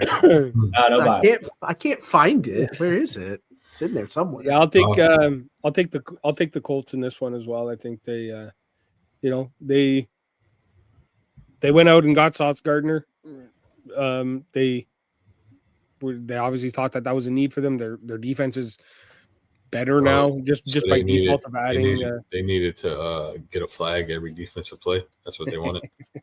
Well, I mean, if there's one thing about Sauce, he's very good at disguising his pass interferences. He does it every play, but he's very good at disguising it because he doesn't get penalized for it very often. But he does do it all the time. I respect it. Honestly, I think Drake London destroys him, but we'll see what happens. Browns, Jets. Hey, Bruce, we'll start with you. It's the fucking toilet bowl of the year. Yeah, buddy. This is the toilet bowl. Well, hold on. The Jets and Miami play one more time together. That's the real toilet bowl. That's true. Oh yeah, you're right. I love you, hate first. I didn't say mean things like they did. Remember that. Remember that when you crack. I think that the Jets win this one. Get However, their second win. I think they get their second win against Cleveland. I think Dylan Gabriel is doo-doo. I think the defense is good, but I think the Jets take it. But if Cleveland wins like 9-7, that would not shock me. But I think the Jets win. So if you think Gabriel is doo-doo, what about Shadudu? You know what? Baker Mayfield's rookie year when he was on the Browns, they pulled, I think it was Tyrod Taylor. They pulled Tyrod Taylor halfway through the game, and then Baker came in and beat us in his debut. And I was so pissed. So I would not. So like, if history repeats itself, and like if the Jets are beating up on the Browns, and then they put Shedeur in and he cooks us, I'm gonna be so pissed. Sam. If Jets that, Browns. if that happens, I'm going to be outside Hate First Sports House going, don't do it. Don't do it, Hate First. You're valuable. Get off your roof. Get off your roof. Yeah, stop it. Let me flip a coin here. Jets. Nice. Why not? I mean, I'm a Titans fan, okay? I know what bad is. This is bad. Oh This is man, bad. Mafia. I'll say Cleveland. I just like their defense more than I like the Jets offense. I feel like it's going to be tough to move the ball against the Cleveland. You're Jags. Hate First. Jags Texans Mafia. Oh, Jags Texans. I'll go Jags. Hey, first. Yeah, give me the Jags too. I think CJ Stroud's out, so definitely Jags there. Sam. no faith in the long neck quarterback for the Texans. Yeah, that's fair. Yeah, Jags. Even though I hate saying it. Ugh, gross. I saw a tweet today. It was I'm clipping next that man up, one, and it was just a long 137. neck. Yeah, I'm clipping that 137. He said Jags. Ugh. Bills Dolphins. Sam. Make it a quick clip. Look, Jags. Like just replays over and over. Jags. Bills Dolphins. Bills Dolphins. Sorry. I'm sorry. That's a laugher. I don't know if the scoreboard can put triple digits on this game. Maybe they can program it to some way to do that. But man, I mean, look, they've already taken all the toys out of the Dolphins locker room. So, maybe things will turn around here. Anyway, Bills by a gabillion. Hey, first. Yeah, Bills. Millions. Bills need to. I think the last time they played Miami played them a little tough for a couple quarters, but they need to. The team. They need to blow them out of the water. Like this is a awful Miami team that was their high point was playing Buffalo close, and it's been all downhill since then. They got one win against the Jets, who that's nothing to brag about. Oh my God. They got annihilated by the Browns. They got annihilated by Baltimore. So I would expect them to the same thing to happen from the Bills. Hold on, let me scroll my phone. Sigh.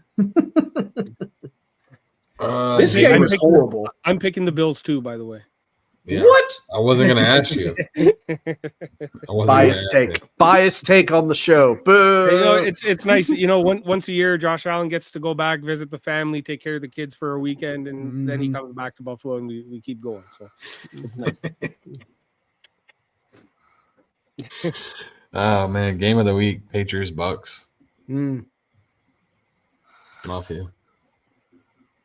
Give me the Bucks. The Bucks. I'll take the Bucks. Hey, first. I'm going to take the Bucks too. I think that the Buccaneers defense is going to give Drake May his hardest challenge yet this year. So I'm curious to see how he does. But I think that the Buccaneers get back on track against a good Patriots team this week. Sam. I'm gonna go Pats here. The Bucks are beat all to hell. I mean, just absolutely. Ibuka, I can't say his name right. I never can. They don't know if he's going to play. Baker is not 100% healthy either. I think this is going to be a struggle, ugly game. But I think the Patriots take it in the end. I really like the Patriots in this, man. Woohoo! Tell me why not. I don't see. Because Vrabel is a poopy head. That's why. I like the Bucks. Don't get me wrong, but like I can't see the Patriots losing this game. The Patriots have a better defense. The Bucks are still missing plenty of weapons on offense. Yeah. I mean, I don't know. I really like the Patriots in this one. I'm just a Patriots hater, so that's why I chose the Buccaneers. Yeah, we know. More biased. More biased. Today. Goodness. Ravens, Vikings, Sam. Look, I know Lamar's back, and they're everybody's like, look at that, 0 injuries and blah blah blah. But we've seen this before, guys, where guys come back from injury and it doesn't just click right away a lot of the times. And I don't think it's going to click right away here. And I think KOC is going to have something special cooked up for that horrible Baltimore defense. I think Vikings take it here. Maybe not by a lot, but I still think they take it. Hey, first. I just, after all the crap I've seen, like the videos of JJ McCarthy on the sideline in the locker room this past weekend, I hope that the Ravens sack him 10 times and beat the Vikings up. So he really is hate first. Wow. Off you. Yeah, I mean this one I'm kind of torn on. I kind of agree with hate first. I want to see JJ McCarthy get like put into the ground a few times. Golly. But I also hate the Ravens. So, you know, I don't know. I think the Vikings defense is good. If they can just keep the offense on the field, that defense is really good. We saw it last year. When you have a good offense, that defense can be really, really good. But I think at the end of the day, I think I'm going to go with the Ravens. I just have more faith in Lamar Jackson than I do JJ McCarthy, and I feel like at the end of the day, that's going to determine the game. Saints, Panthers. Hey, first. Oh, golly. I know I said what I said about the Panthers. I think I said what I said. Y'all heard me. But the Saints are really bad. Like Tyler Shuck looks like possibly the worst quarterback to come out of this class based on his debut last week. So give me the Panthers. They'll be 6-4. They'll be over the moon. That podcast Meow Mix that went away is going to come back, and then they're guess who's back again. But give me the Panthers for this weekend. Sam? I like the Panthers because they're a scrappy team here, right? You know, they beat teams by dragging them into the mud and then somehow drowning them and climbing out at the end, fresh like a daisy. But Denver, the Saints are just catastrophic. Yeah,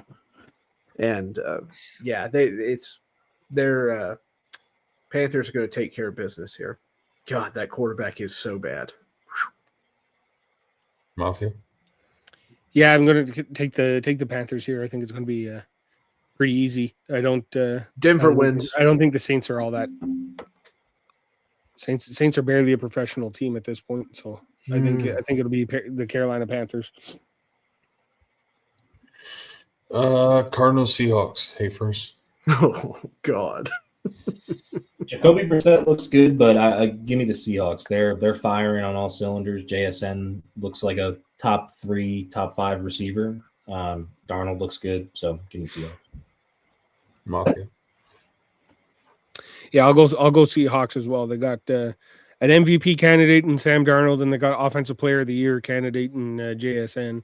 So, I think it's going to be hard for Carolina to keep up, for the Cardinals to keep up, and I'll go with the Seahawks. Sam? Shaheed down there somewhere. Seahawks by 1 million. Forgot about that. Yeah. No. Lions, Commander, Sam. God bless it. It's so strange because I thought Dan Quinn and the Commanders were going to have a pretty good defense, but they don't. It's just bad all around. Here comes Marcus Mariota again. So just give me anyone but the Commanders at this point. So Yeah, Mafia? I agree. Anyone but the Commanders, and especially Detroit. I'll take Detroit in that matchup all day. Dan Quinn has the 28-3 look on his face already. Hey, first. Yeah, I think the Lions get back on track in a big way against the Commanders this week. They're going to have a field day. St. Brown and all them boys, they're going to have a field day. Rams, 49ers. Where do you want to start? Mafia. Rams 49ers. I don't know, man. I feel like the Rams are like the best team in the league potentially. Matthew Stafford's on an absolute heater these past couple of weeks. Like he's just slinging the ball. So yeah, I'm gonna go with the Rams. Hey, first. I feel like the 49ers always have the Rams number, like no matter how good or bad each team is. But Stafford's 21 touchdowns and 2 interceptions is crazy. Like, so give me the Rams. They're unstoppable right now. Sam? The 49ers and Rams have a complicated history for they finally split last year. But the 49ers are once again beat all to hell. And I think the Rams are going to go to the Super Bowl. So I have the Rams. So do you think the Bills are going to beat the Rams in the Super Bowl? Is that what you're saying? Don't do this, Mafia. Don't do this. Not here. Steelers, Chargers. Oh Sam. boy. These games so annoying. Look, I just watched the Chargers almost let my horrible, rotten team almost come back and win that game. So I'm gonna go. I have to go Steelers here on merit. So, yikes! I hate Greg Roman. I think he's a horrible offensive coordinator. Hey, first. I'm taking the Steelers as well. The Chargers just haven't shown that they can.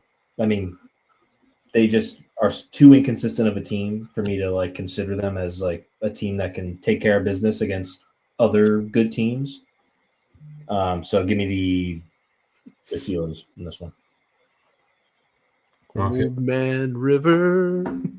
Yeah, I'm going to take the Steelers as well. I feel like I don't know. I don't know any of the numbers on it. I just going purely off vibes. I feel like the Steelers always have the better of in this matchup. I feel like they've won more than they lose this matchup. I feel like, and yeah, I just feel like the Chargers are a bit inconsistent. You don't really know what you're getting out of Justin Herbert. And yeah, I'll trust Aaron Rodgers more than I trust Herbert at this point. Herbert's such a strange man. Monday night game. Eagles, Packers. Sam. Oh boy, it's in Lambeau, correct? Correct. Yep. Yeah, I think the Packers are going to have to bounce back after that horrible Carolina showing. Yeah, I'll go Packers here. They like to play against the level of their competition. So I think it's going to be an ugly game, but the Packers do win it in the end. Would be kind of funny though, because the Packers wanted that tush push gone. What if they run it like 8 times or something? Hey, first. Yeah, give me the Packers in this one. The Eagles, I don't know. They're coming off a bye, so maybe they fix some things, but their offense has looked out of whack all year. And the Packers have a pretty good defense, so give me the Packers. Mafia.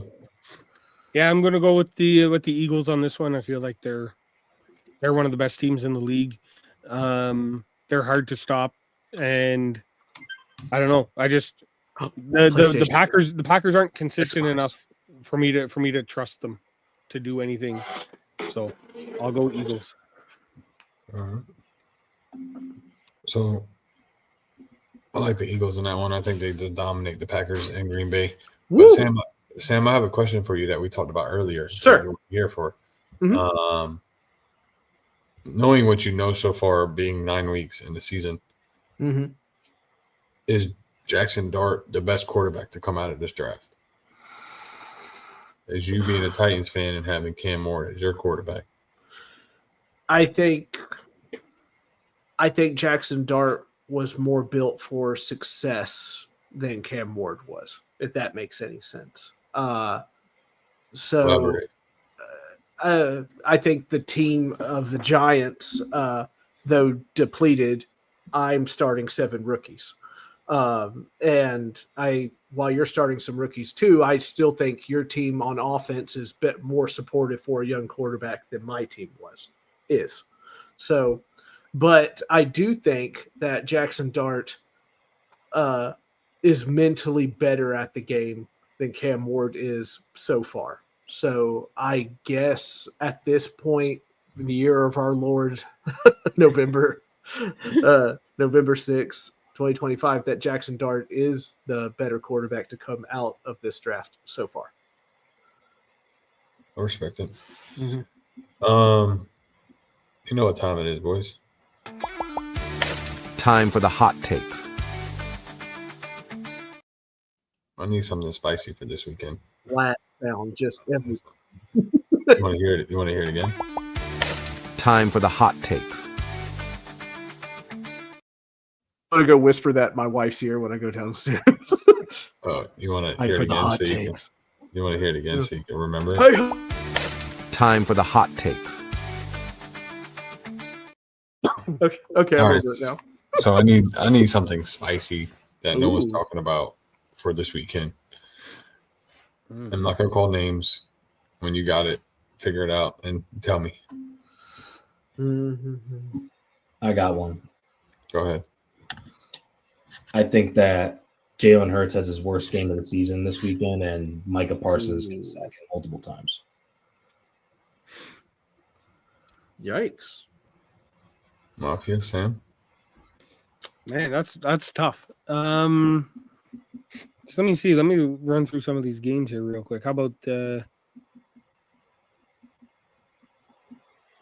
yeah. No, I don't know. Oh, here we go. I'll tell you this. I think the Vikings defense is going to shut down Lamar Jackson. I don't think Lamar Jackson's all the way back. And I think coming off that win, it's against Miami. I think we're going to realize, how bad Miami is, and the Ravens might win the game, but I think we're not going to see that four touchdown, 200-yard kind of performance from Lamar Jackson. Sam. The Chargers lay a goose egg against the Steelers. 0 points. Nothing to show for it. Oh, Because I'm petty, baby. I live the petty life. And it is it's a wonderful life. That's very spicy.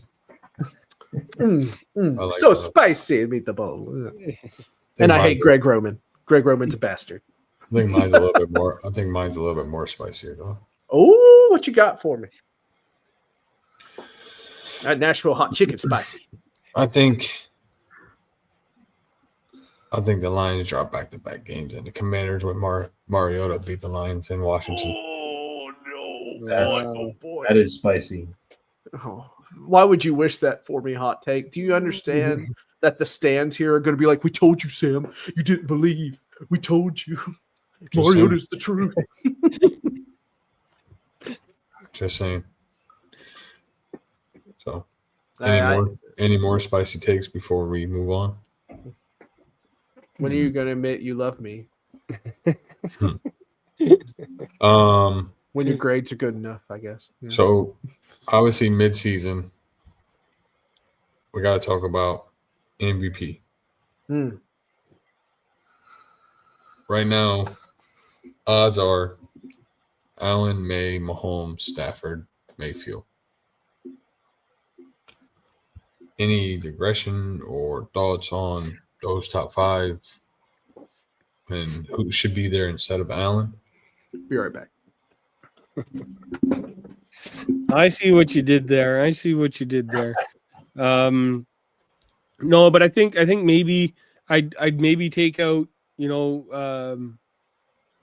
Mahomes or Mayfield, and I think I'd probably slide Darnold up there a little bit. Sorry, hate first. I feel like he's just balling out this year. And if you look like stats wise, which I feel like the voters do at the end of the season, they're not thinking about these games, so they just kind of look at the stat sheet from the first half of the season. And when you look at that over the past like 4 games, there's nobody who's been playing better than Stafford, than Darnold. He's just balling out this year, so I feel like he should get a little bit more love for the MVP. Okay, first. I feel like my pick right now is Stafford. He's got 21 touchdowns and two picks, just like I said before. I feel like if Puka doesn't get hurt, I feel like Puka would be right there with JSN, like leading the league in receiving. And I don't know, Stafford's like on another level right now in terms of just finding ways to pile up touchdowns and lead the Rams to wins. Other than that, I think Baker Mayfield's slipping a little bit. I think this weekend against a good Patriots team is a great weekend for him to get back on track. I know they've had a lot of injuries, including his own injuries, but I feel like call it week 4 or 5, like he was the guy, he's the MVP favorite, and now I feel like he's kind of slipped a little bit. But good chance to bounce back. And then Jonathan Taylor, if he can get back on track and there's still a lot of season left to be played. Like he has a chance to really challenge LaDainian Tomlinson for like that touchdowns in a season record if he can, keep having these 3 touchdown games. So he's another name to watch out for. But like we've all said, it's a quarterback's award. He'd have to do something monumental to win it. But yeah, I mean, Saquon rushed for 2,000 and didn't even get it last year. Yeah. At this point, you have to do something crazy if you're outside of a quarterback. Yeah, no, that's totally fair. Yeah. It sucks. I wish anybody but a quarterback would get it. Sam? I'm with Hake first. I think it's Stafford. I think he carries this all the way to the Super Bowl and retires after the Super Bowl. I think this is the last stop for Matthew Stafford, so he's going to play all out.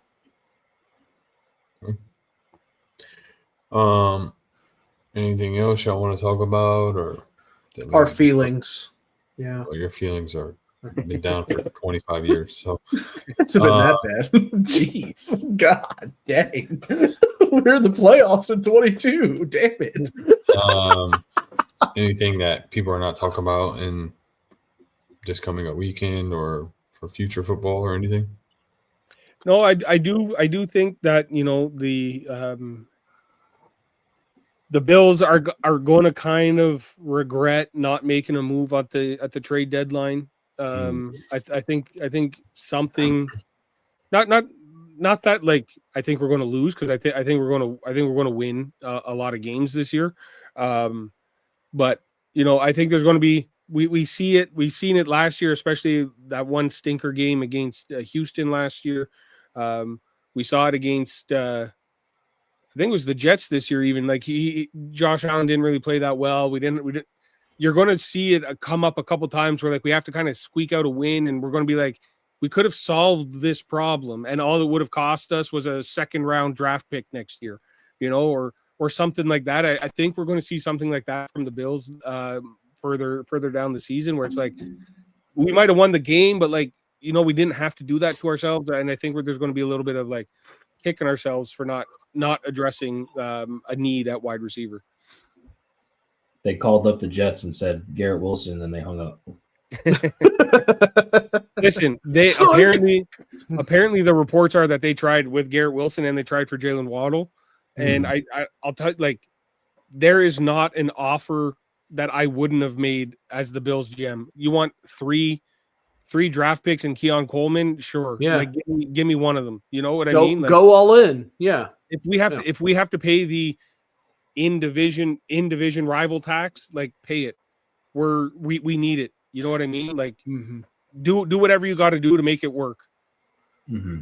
Just No. keep making the offer better until they say yes. You know, turn into what's his name, Marlon Brando, and make them an offer they can't refuse,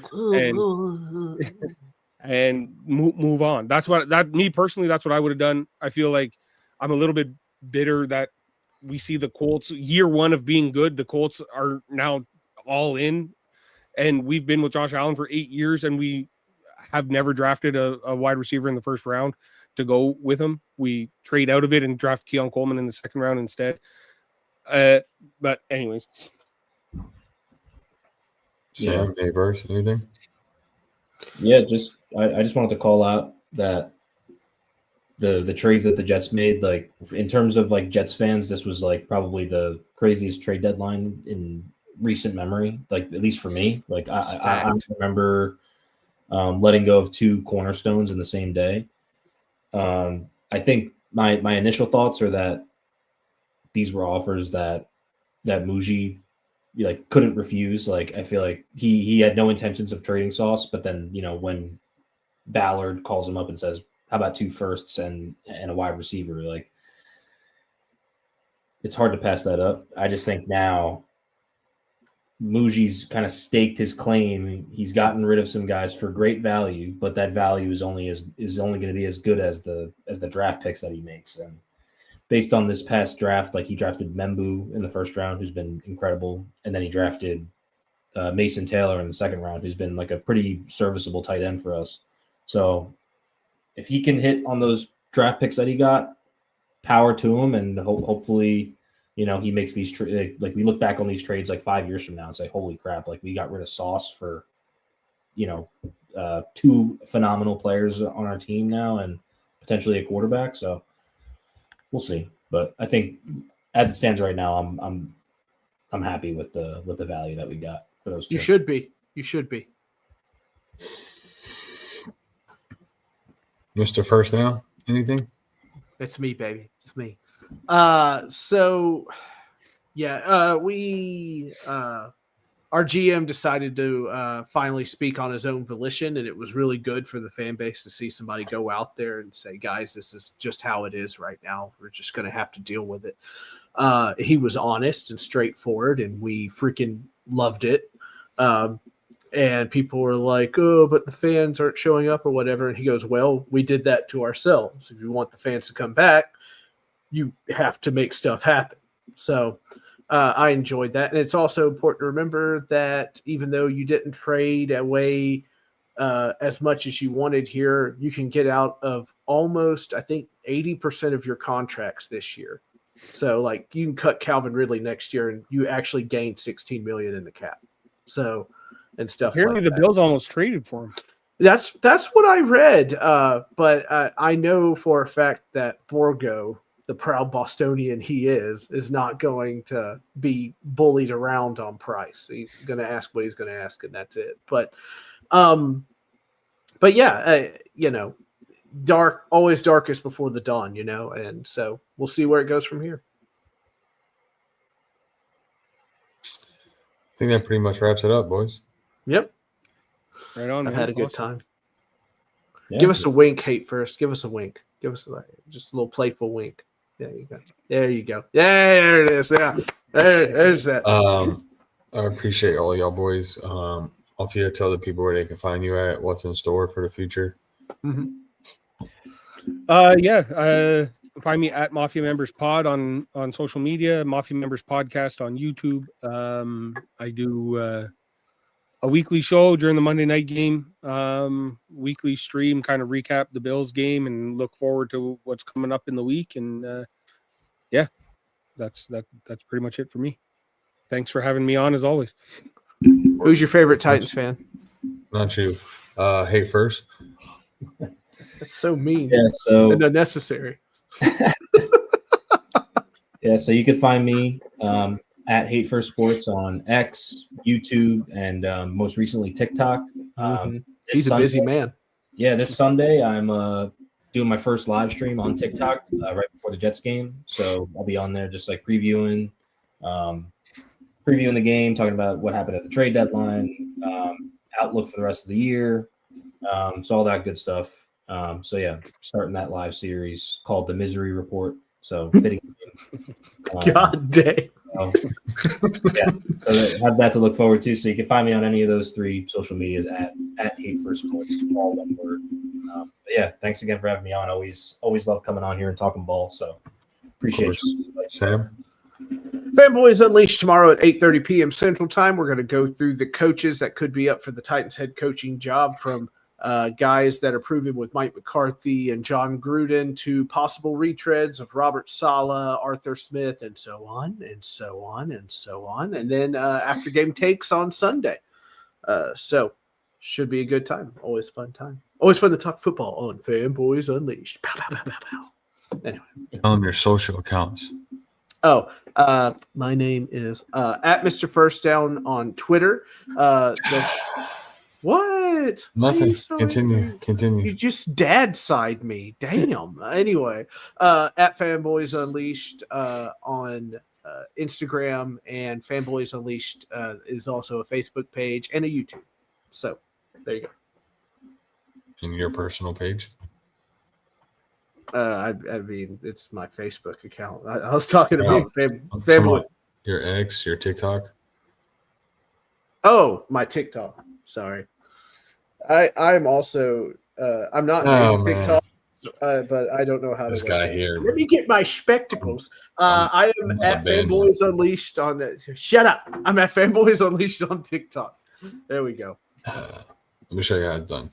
Hmm. You can follow my personal page at Hot Take City 904. Make sure you follow my co-host Austin_Roland0 on his personal page. Our sports podium page at Sports Podium 224 on TikTok and X and YouTube. I appreciate y'all boys coming out and doing a show with me. I appreciate all the viewers. We'll be back next Thursday at 9:30. Mhm. See you then. All righty, man. Bye, Have a good one, guys. everybody.